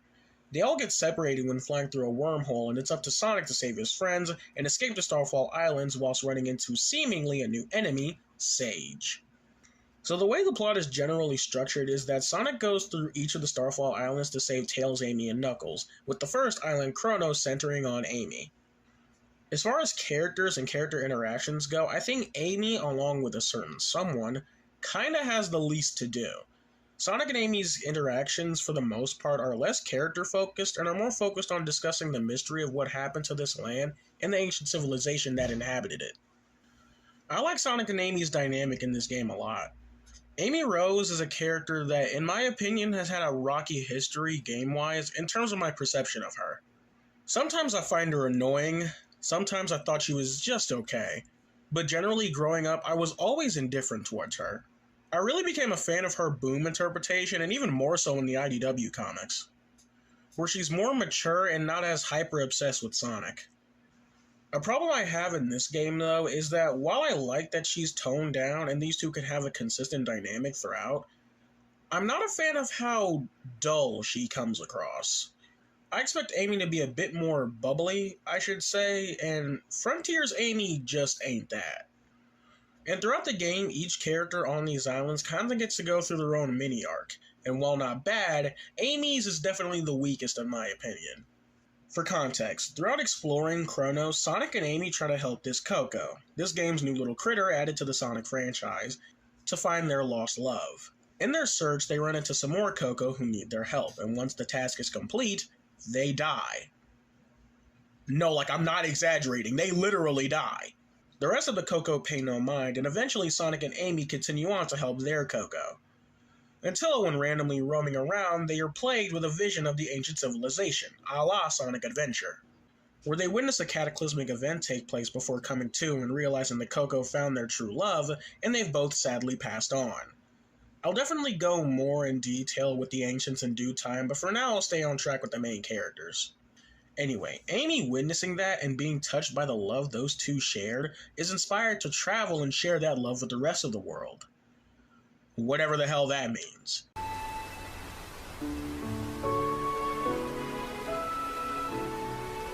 I'm not sure what happened, but I know what I saw. A love that transcended time. I believe in our power. When this is over, I want to share that love with the world, even though it may take us far apart.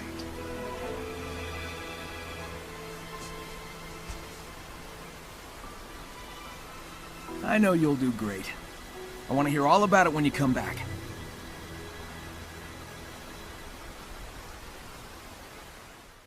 This is definitely in character for Amy, but the direction that she chooses to go is a bit too vague and comes across as a bit odd in my opinion. Anyway, with exploring Kronos, defeating the Titan, Sonic ventures off to Ares Island to search for the rest of his friends. After making his way to the Sand-Scarred Island, Sonic is shot down and loses the emeralds. Eventually making his way across the island, he finds Knuckles, who you may notice wasn't present with Sonic, Tails, and Amy when they arrived at the islands. Well, how exactly did Knux wind up in this mess? Well, you gotta check out the Sonic Frontiers prologue animation Divergence for the full context. Alright, look, if you've seen my Sonic Movie 2 video, you already know why this kind of thing irritates me, but oh my fuck. The animation, the music, the voice acting, and direction was so goddamn good. And they at least planned this out enough to acknowledge the prequel animation's existence. What are you doing so far from home? I was investigating some strange ruins when I was transported here, then got trapped. Anyway, getting back to the game. As far as characterization as a whole, Knuckles was just on a roll in the year of 2022. With the movie, prequel animation, and Frontiers proper, the whole year was just a massive Knuckles redemption arc. Gone are the days of Knuckles being portrayed as a bumbling dumbass, even though I love and adore Boom Knuckles.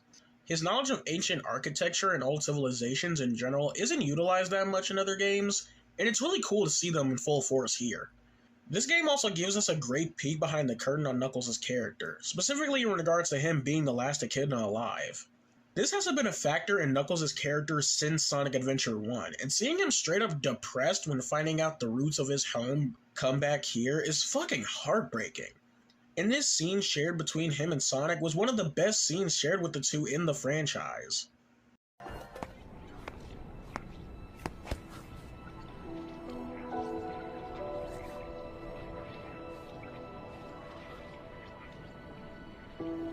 Ages ago, my people were wiped out by a cataclysm.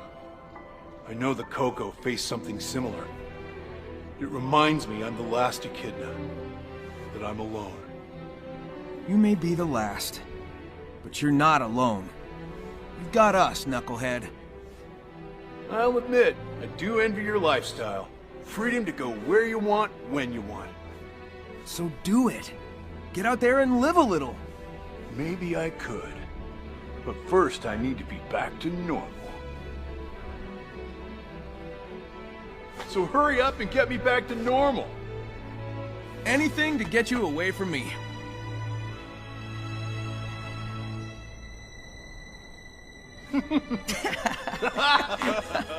Quick side note, in the scene where Knux realizes these structures are similar to the ones from his home, he has this out of nowhere flashback to Sonic 3K, which isn't bad, but it confused the shit out of me because it's the moment he and Sonic first met. If they wanted to symbolize him thinking of home, then why not just have it be a shot of Angel Island? Why did it have to be this oddly specific moment he flashed back to? Anyway, speaking of which, along the ends of character interactions, the interactions between Sonic and Knuckles are without a doubt the best in this game, and the best their dynamic has been portrayed in a while. I love seeing these two dumbasses butt heads, and they bounce off of each other perfectly. The rivalry and yet camaraderie between the two is absolute perfection. And is it just me, or are they a little...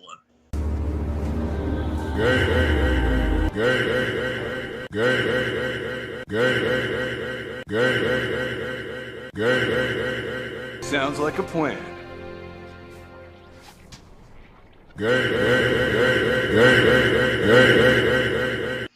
I'm not even a part of the shipping crowd, but the writers and especially the animators knew what they were doing with this shit. Anyways, the bulk of the interactions with Sonic and Knuckles is again further exploring the mysteries of the ancients, which I will definitely get into, but as a whole, Knuckles' characterization as well as his dynamic with Sonic was outstanding. So after getting the emeralds, defeating the Titan, Sonic makes his way to the Molten Chaos Island, where he is once again shot down and journeys on to find Tails. And this is definitely where a major highlight in the story takes place. Any longtime fan will tell you that the way the games have been treating our two-tailed fox boy has been, without sugarcoating, extremely problematic. From making him a whiny little bitch in Lost World, to an even whinier little bitch in Sonic Forces. We've been getting back on track with the comics and the movie, but now it was the game's turn to prove themselves. And how did they do it? Come on, you already know it's good. From the second Tails was released, anybody who's read any of Ian Flynn's previous work with these guys can immediately tell that these are his Sonic and Tails. Like, he always writes their dynamic very well, to where it's very apparent that these two and their bond has had years of history. And the way he allows them to bounce off of each other is a highlight in almost any scenario. Like, even before Sonic gets here, he expresses how worried he is about Tails, and Tails is rushing in to Sonic's aid when he sees him hurt is amazing. And even Sonic's refusal to show that pain to Tails so he doesn't worry is just fucking gold. Tails' character as a whole was just handled so well here. With Tails trying to help his Coco find their hero, it reminds him of how useless he was during the war in Sonic Forces. And it leads to probably the heaviest scene between the two.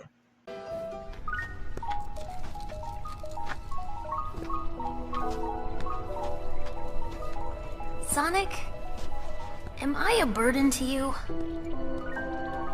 Wow, and how did you come to this well-thought-out concern? Whenever there's a crisis, I'm either running away or standing on the sidelines. You're always rescuing me when all I do is follow you around.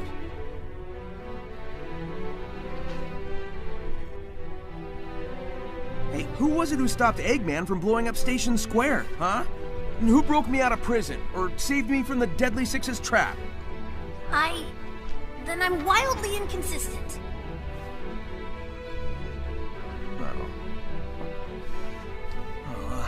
Dude, relax. You've got brains like Eggman, speed like me, and can fly with your butt. It's okay if you still need help sometimes. That's just part of growing up. When did you get to be so insightful? I have my moments.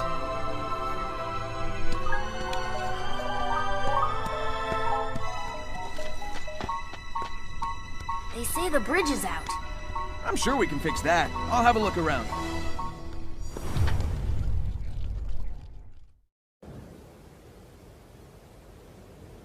Now I'll be honest, when this cutscene first came up, I felt a little iffy about it. Like, I did like seeing the writers address the issues with Tails' character recently, but in this instance in Frontiers, it felt more like cheap course correction than having it be properly built up. Because before this moment, Tails feeling like a burden didn't have a huge place in the story beforehand. But those were my thoughts when I first watched it. When I ran through the game a second time, I learned to further appreciate it more. What felt like cheap course correction at first, I appreciated for being another deep dive into a character that really needed it. Like when I heard Flynn was attached to the story, I kinda expected them to flat out ignore all the character flaws Tails had previously. Kind of like how he handled it in the IDW comics. But I respect their decision in not only acknowledging Tails' shortcomings as far as writing goes, and uses it to develop him further. While Tails is quite capable, he felt that he's, in his own words, wildly inconsistent. But that's okay. Everyone takes a fall from grace. Sometimes we regress, and that's fine. It doesn't mean we're lost, it just means that we can learn to better ourselves, and I adore that message here. Tell him, Charles. Just because someone stumbles, loses their way, it doesn't mean they're lost forever. It would have been so easy to simply act like these instances of Tails being out of character didn't happen and just bring him back to how we know him. But I respect the hell out of them to not only acknowledge it, but use it to better his character. And to contrast one of the heavier scenes between the two, we have what is without a doubt the most heartwarming scene between the two. Hey, little bro. Feeling better? Yeah. This whole experience gave me a kind of clarity. When this is all over, I think I need to go it alone for a while. I can't grow into my full potential if I always fall back on you. If that's okay. You're free to go your own way. I guess you just grew up on me a little faster than I expected. Are you saying I outpaced you? Yeah, don't push it.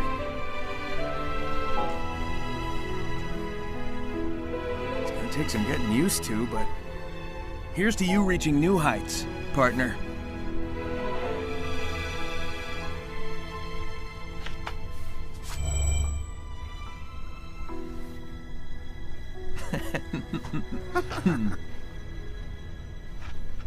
And in case you hadn't noticed, this conclusion has been quite consistent throughout the story with these characters up to this point. This is where I'd like to quickly bring up one of the many themes in Sonic Frontiers. I've seen a bunch of people speculate that all these guys planning to go their own separate ways on their separate journeys. It's supposed to bleed into spin-off titles or an adventure-style game where we follow these guys on their different journeys, and I personally don't think so. I think through these characters, Frontiers is exploring the theme of moving on. Whether it be in the sense of helping the Coco move on from the past that's literally holding them back, or moving on in the grieving sense, specifically with Tails, Amy, and Knuckles, the theme of moving on is utilized here to move forward and, at the risk of sounding corny, exploring new horizons. Don't be afraid to move on even if it may mean leaving the people you love behind. Don't be afraid to move on and live your life, even with the burdens you feel have been placed upon you. And don't be afraid to move on if it means you'll be able to live up to the best version of yourself you can be. I'm just glad they took the liberty in exploring this kind of thing, considering that it pushes the boundaries of what Sonic stories tend to be, and it perfectly encapsulates what the Sonic the Hedgehog character is really about. At least, that's what I figure. This story definitely has elements that are clearly meant to be up to interpretation, and I like that a lot. It helps further get discussion going, because while I viewed the theme this way, y'all could very well have viewed it an entirely different way, and I'm interested to hear in the comments. But before I get back to the main story, there are some key players that I've intentionally been ignoring, those of which being, of course, Dr. Eggman, and new addition to the Sonic cast, Sage. You see, before Sonic & Co. made it to the Starfall Islands, Eggman was already far ahead of them, and made his way to install his AI program, who we know as Sage, into cyberspace in order to learn about their technological secrets, and of course, use them to his own benefit.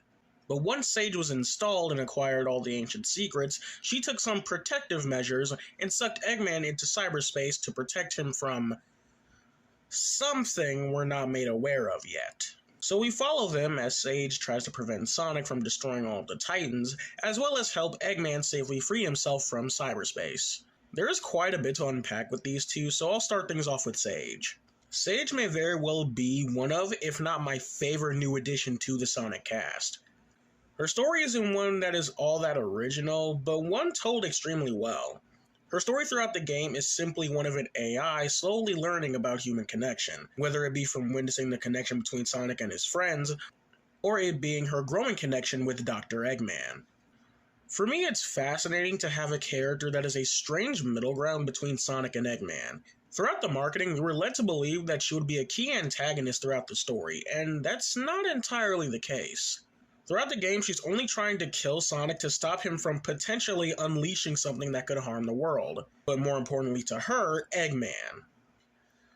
It leads to her witnessing the camaraderie and love between Sonic and the others, and yearning to experience that for herself. She even grows a deep-founded respect and admiration for Sonic given his tenacity and heroism, to the point where she's actually saddened by the prospect of his death. But I am getting a bit ahead of myself on that end.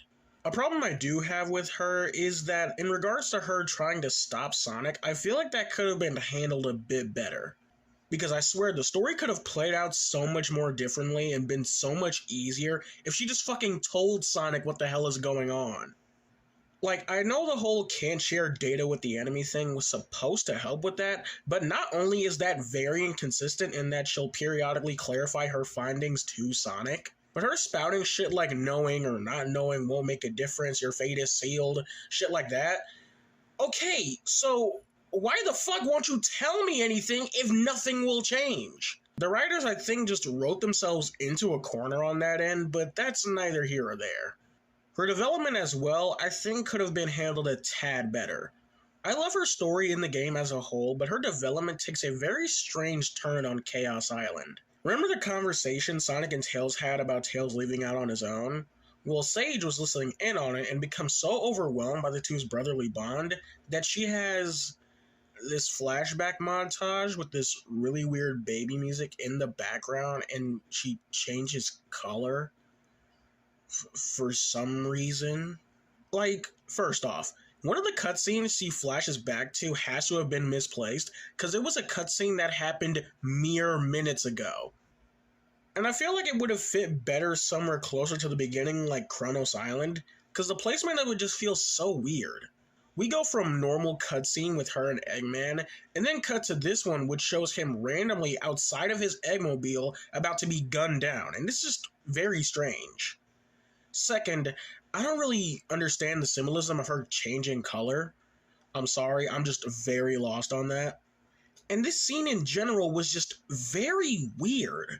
I wasn't sure how I was meant to feel when it happened, and even after playing it multiple times, I still don't. Well, that strange piece of development aside, remember a moment ago when I said that Sage serves as a strange middle ground between Sonic and Eggman?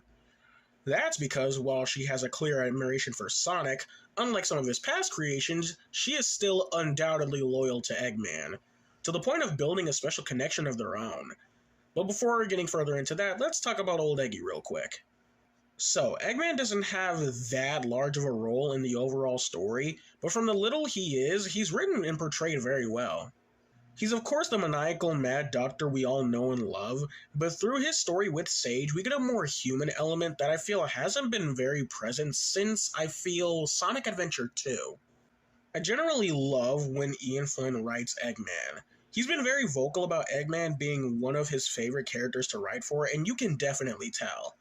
Considering whenever he's at the helm, he does a great job at slightly peeling back the layers of Eggman and getting deeper and interesting looks into his mindset, and it's really interesting.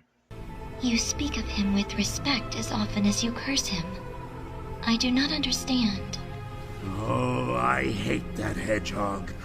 That doesn't change the fact that he is a formidable adversary. I respect him. I don't have to like him. With Eggman trapped in cyberspace, he records these egg memos that you can collect through fishing with Big the Cat. For some reason.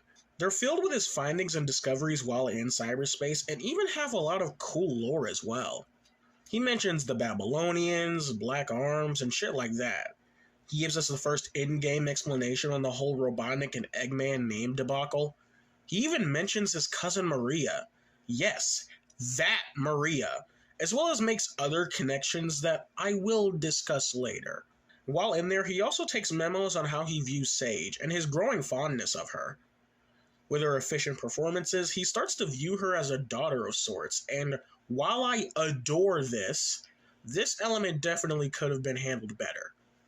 While I love that they chose to do this with Eggman and give him a bit more humanizing elements that I feel is very welcome, his relationship with Sage I feel was sloppily put together.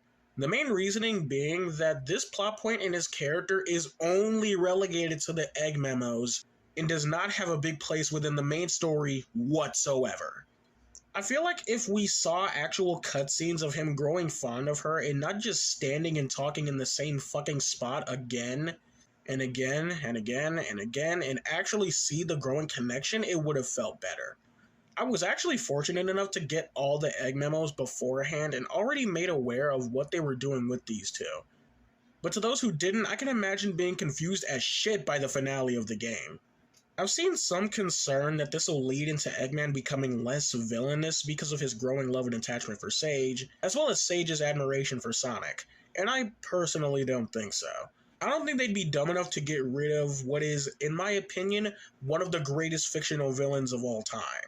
This just helps humanize him some more, and after years of not having that, I think it's very welcome here. But as a whole, the writing for Sage and Eggman, while not perfect, was still pretty good all things considered. And the writing as well could only be backed up with outstanding vocal performances by both of them. And speaking of clever segues, the voice acting. As a whole, the voice acting is pretty good, but it isn't without a few outliers though.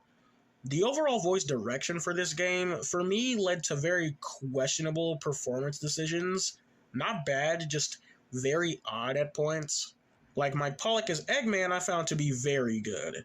People tend to not like when he's toned down as Eggman, like how he was way back in Sonic 06, but I actually really like toned down Eggman.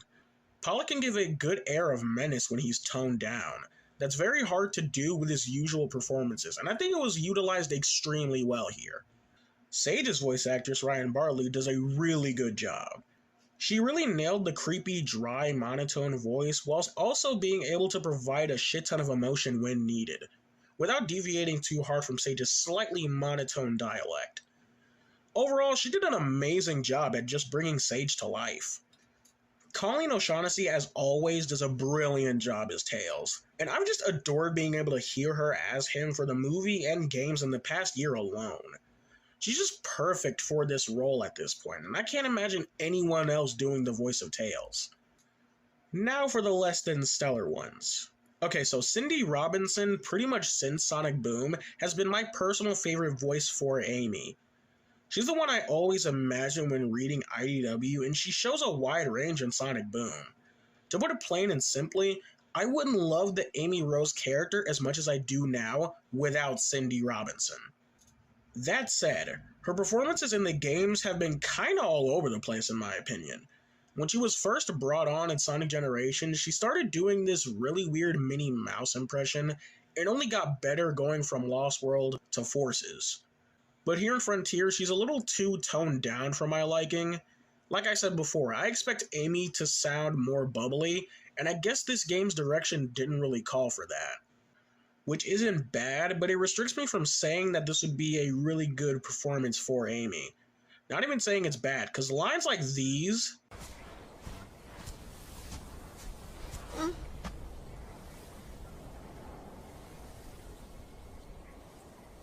They were reunited, right before the end. hit hard as hell. But as a whole, it's fine, but not my preferred take on Amy. Dave B. Mitchell as Knuckles is interesting, to say the least.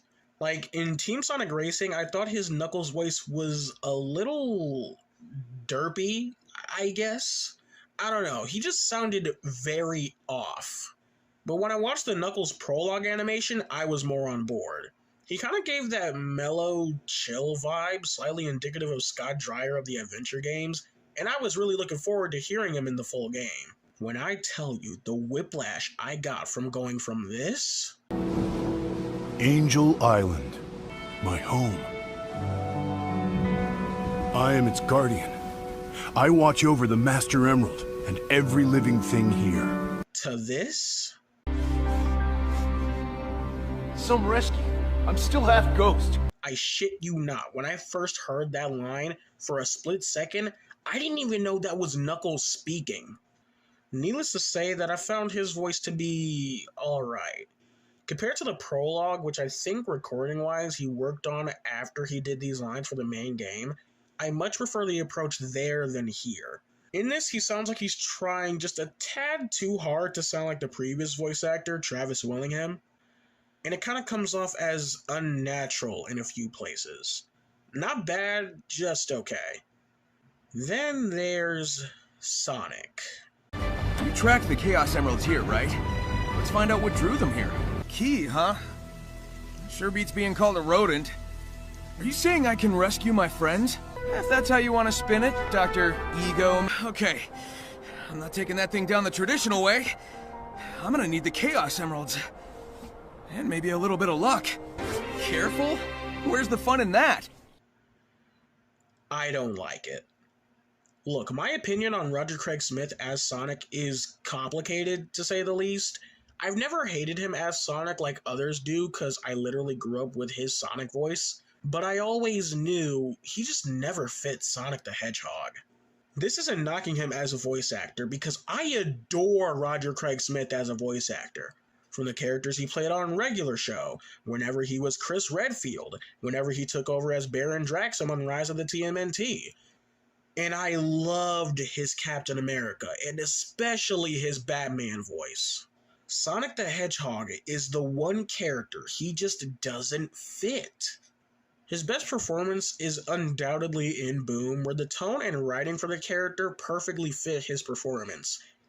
But in the mainline games, he just doesn't work for me. I appreciate what they tried to do in this game by having him tone down and use more of his natural voice, because I can imagine having his traditional Sonic voice being pretty jarring for the tone and setting we're in. By doing so, we get a more natural and less over-the-top sounding Sonic, which I do appreciate. But by doing this, he ends up sounding less like the character. Performance-wise, Roger has always shined as Sonic, for the most part, but the voice just isn't it. I'm not one of those who relentlessly want him gone from the role, because honestly, if they keep him around forever, I really don't care. Because I have two current Sonic voice actors who I feel better fit the character. That being Ben Schwartz in the movies and Devin Mack in Sonic Prime. As long as those two stick around long enough and in their respective mediums, I'll be satisfied. The performances from Roger in this game are undoubtedly some of, if not the best in his history as the Blue Hedgehog. But I'm just not a fan of the voice, I'm sorry. Oh, and then there's Big the Cat. He's fine. I don't know, I've always just been more partial to John St. John's Big voice from the adventure games, and even Ian Hanlon in Sonic Prime. But Big's current voice in these games is just fine, I guess. Nothing really beyond that. Overall, the voice work in this game is pretty good. All the performances are on point, save for a few, and a couple odd line deliveries for some. As a whole, the cast did a great job. Now back to the main story. With Sonic defeating the Knight, he makes his way over to Rhea Island, and for some reason doesn't have the Chaos Emeralds. I guess we're meant to assume he just got shot down like the previous times, but it's just kinda weird to jump cut to Sonic and Tails on this fourth island. Anyway, before he can fully set his friends free, he must destroy the 6 towers in order to tear down the walls between dimensions. This is pretty much just lore dump the island, where each time Sonic shuts down a tower, we get a flashback detailing the history of the Ancients. We find that the Ancients were an alien race that got chased off of their home planet by an entity the game refers to as the End. It's also where we make the discovery that the Chaos Emeralds aren't native to Earth and are from the Ancients' home planet, which I've seen a bit of pushback against, but in my opinion, with all these different alien races across these different pieces of media being fully aware of the Chaos Emerald's power, it makes sense, at least to me, that they'd have an extraterrestrial origin. Sure, it may take away some of the mysticism surrounding the Emeralds, but considering how much of an impact the Emeralds have had on the planet showcased in games like Sonic Unleashed, I don't really think this revelation contradicts too much, or ruins anything pertaining to the Emeralds, but that's just my opinion. Anyway, the reason the Ancients made it to Earth in the first place is because the Emeralds led them there, because they were being called to by the Master Emerald, which is something I would have preferred they went more in detail on, because it's kind of confusing on how the Master and Chaos Emeralds are connected, but as of right now, don't share the same origin. I guess they did it to further build a mystery around the Emeralds, but it doesn't really build mystery or intrigue as much as it does just confuse the hell out of me. The Ancients make their new home on Earth being the Starfall Islands, where we cut back to the vision Sonic and Co. witnessed, seeing that Kronos must have been their farmland, Ares is where they held their defensive measures, and Chaos is where they held their offensive measures. Unfortunately, they could not live in peace for long, seeing as the End has followed them here and intends to wipe out the entire planet. The Ancients then create the Titans, powered by the Chaos Emeralds, to fight off the End, with one of them telling the other if their plans were to go awry, they should take the Chaos and Master Emeralds and take them to a secure location. Longtime fans may be able to piece together what that leads to, but we'll keep going. 4 of the Ancients go off to fight the End, and one of them devises a plan to seal the End within their Titan and seal them both in cyberspace. And the other 3 presumably go off to fight something, and then I guess die? Seriously, the presentation on a lot of this shit is very weird, because I thought the End was sealed in cyberspace with the other Titan, but if that's the case, what the hell are the other 3 flying off to fight? With all that we can piece together, the End still managed to wipe out the Ancients, and their spirits now reside in the Coco, which were Lucky Charms embedded in their chests. But something interesting I wanted to bring attention to is the Ancients' connection to Chaos. So remember a second ago when I mentioned the small group that took the Chaos and Master Emeralds to a secure location? Needless to say that it's likely to be Angel Island, which is likely why the ruins are so familiar to Knuckles. But something that's odd is that in Dr. Eggman's Egg Memos, it's insinuated that the last remaining Ancients that went to Angel Island, due to long exposure to the Master Emerald, somehow devolved into what we know as the Chow. which perfectly lines up with why these guys have such a strong resemblance to Chaos, who in fact was a child that got mutated due to overexposure to the Master Emerald. I really love the lore additions this game adds, but I gotta say that the notion that these highly intelligent beings being morphed into what are essentially pets in the Sonic world is so fucking weird to me. But in full retrospect, even if the game doesn't show it off perfectly, the story of the Ancients is just really fucking sad. Like, it ain't like the echidnas who kinda had it coming. All these people did was exist, and they were made a target by this thing as it relentlessly hunts them down, and now their spirits are being held back by these charms as they relive the moments before their extinction over and over and over again, and it's just really fucking heavy. Okay, moving away from that. So, something I have kinda avoided mentioning throughout the story is that as Sonic continuously has been absorbing the cyber energy every time he saves one of his friends, he's being corrupted by it. The reason I bring this up now is because at this point, it's starting to take a severe toll on him, giving us a Sonic who we've never seen struggle this much mainline game-wise. So, with our hero on the brink of death, pushing himself beyond his limits, what cool and creative story beat will come out of this intense subplot? Abso-fucking-lutely nothing. They literally don't do jack shit with this story beat and resolve it with the tried and true power of friendship. And it's resolved immediately, and it's just fucking lame. Sonic, we're even after this. Ha! Knuckles? Shut the fuck up. This is the point where the story takes a nosedive, because not only does the resolution of the correction subplot feel rushed as hell, the ending as a whole is a freaking travesty. Like, something else I haven't mentioned is that there's been this ominous Sky voice that has been guiding Sonic to destroy the Titans, and instructing him to tear down the walls between dimensions and free his friends. Surprise, surprise, it turns out the Sky voice is the main villain and is in fact the End, trying to escape and wreak havoc on the world. This is where the strange presentation I was talking about comes in full force, as I don't know what the hell the End even is. Like, the game does a shit job at presenting what the fuck it is before the big final boss. So while I'm running around and doing bullshit to prepare for a fight against something I don't even know what it is. Sage devises that the only way for them to win against the End would be for Eggman to make a temporary alliance with Sonic to find the Chaos Emeralds. And by which I mean Sonic will do all the work, and Eggman will find the final one so Sonic can fight the final Titan, Supreme. This boss sucks. No matter how little you upgrade, you'll be slicing through this motherfucker like butter. It don't help that the design is just a lame Giganto reskin either. The theme that accompanies this boss is the game's main theme, I'm Here, which we've already discussed as a banger of a song. But you'll barely be able to enjoy it in the fight because as soon as the lyrics kick in, you'll have already kicked its white ass and it's fucking over. Even Sonic's underwhelmed.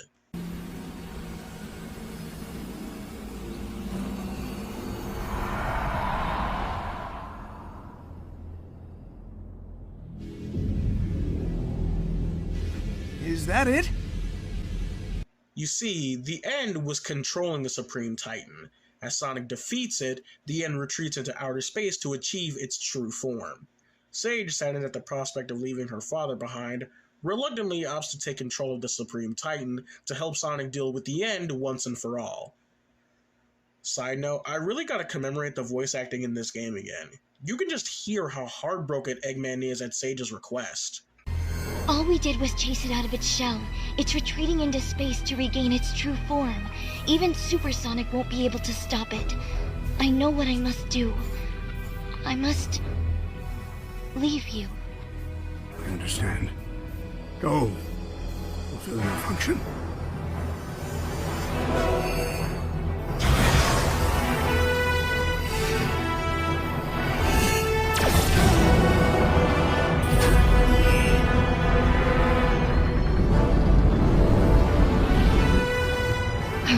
Before it regains its full strength. Ladies first.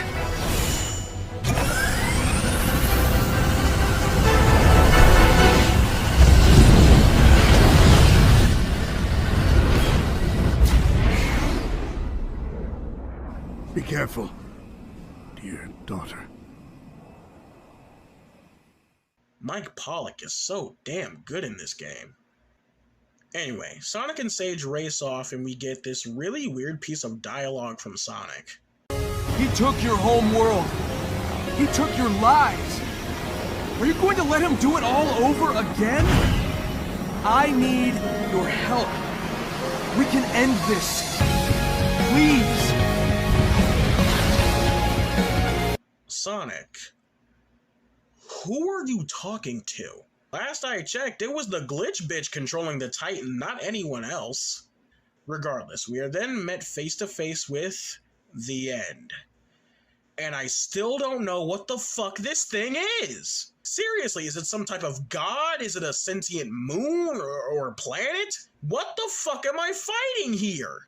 So here we are, the final encounter. The bosses in this game have been some of the coolest to face the franchise, and even though there was a little hiccup with Supreme, I'm still interested to see how they decide to end this game off with a Galaga bullet hell.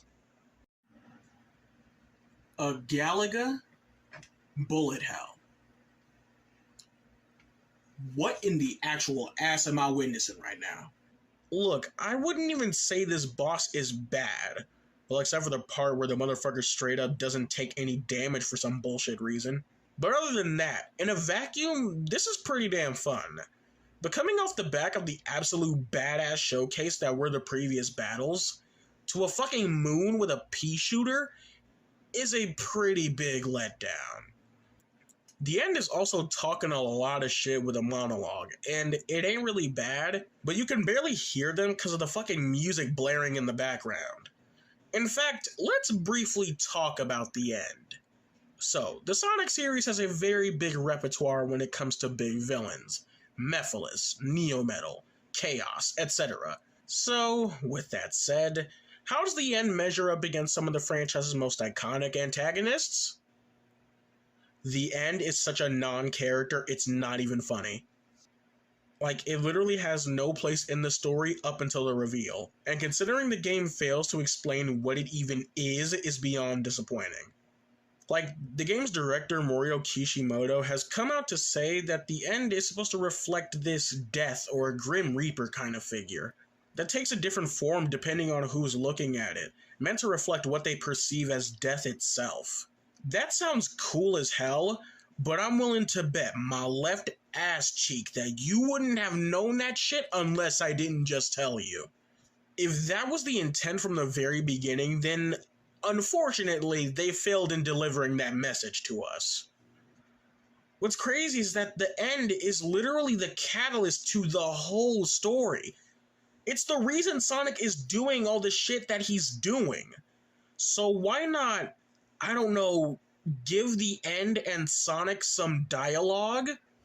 Like in the monologue during the final boss, the End talks about them analyzing Sonic's character and views his tenacity as idiotic and futile. So why not have the End and Sonic have small back and forths throughout the game on why he does the shit that he does? I don't know, just something to make the End more of a legitimate character, because this is ridiculous. Okay, the End is a major non-character. We get it. But what about the music? The music for the final boss is called I'm With You, and to put it plain and simply, it's fucking beautiful.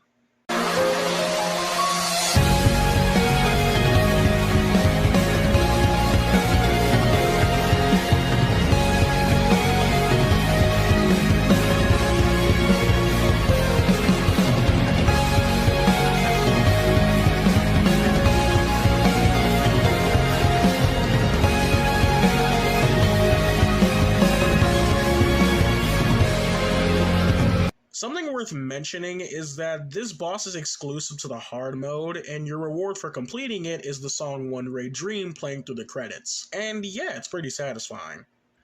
Whereas if you played on easy or normal mode, you skip the final boss and jump straight to the NQTE, and in the credits you'll get the song Vandalize.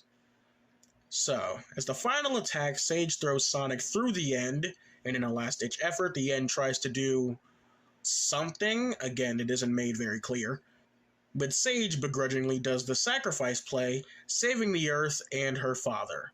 Sonic flies down to meet up with his friends as Eggman mourns his daughter's death, which I gotta say is quite... Sage saved everyone's life, and Sonic acts like he doesn't fucking care.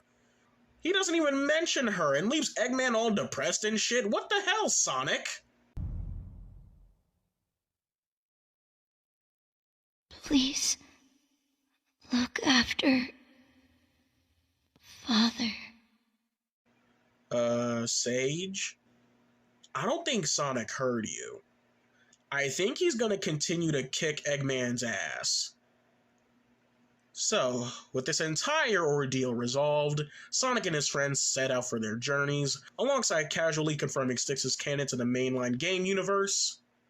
Wait, what the hell? I wonder if Cream and Styx are free. Make a road trip out of it. And a post-credit scene confirming that Sage will return in some capacity, and with that, we have Sonic Frontiers. Despite this game's many faults, I can still confidently say that it is a certified win for the Sonic series. It's weird, because some of the issues I have somehow find a weird workaround in the end. Boring as hell puzzles? There are plenty to where it's not a massive issue. The story had a shitty ending and an overabundance of references. The character writing and portrayals are the best they've been in a long time. Absolutely no post-game content? Seriously, you couldn't have given us like a new game plus or something? Because after the main story, there's literally nothing left to do. I feel like having more Coco variations alongside the Elder and the Hermit as NPCs, along with more minigames, could have circumvented this issue. But that aside, the journey I had throughout the game was so fun and so addicting that I have no problem running through it over and over and over again. Like, the fact I've played this game close to 10 to 12 times and have yet to get sick of it and intend to play it more when this video is out should say a lot. This game is still very messy, without a doubt. Lots of visual and graphics issues, some story moments being very questionable, with overall voice direction that can range from really good to meh, gameplay choices that didn't feel as fully realized as they could have been, crossed with really strange design choices and an ending that feels dragged on and rushed at the same time. But I still love the hell out of it.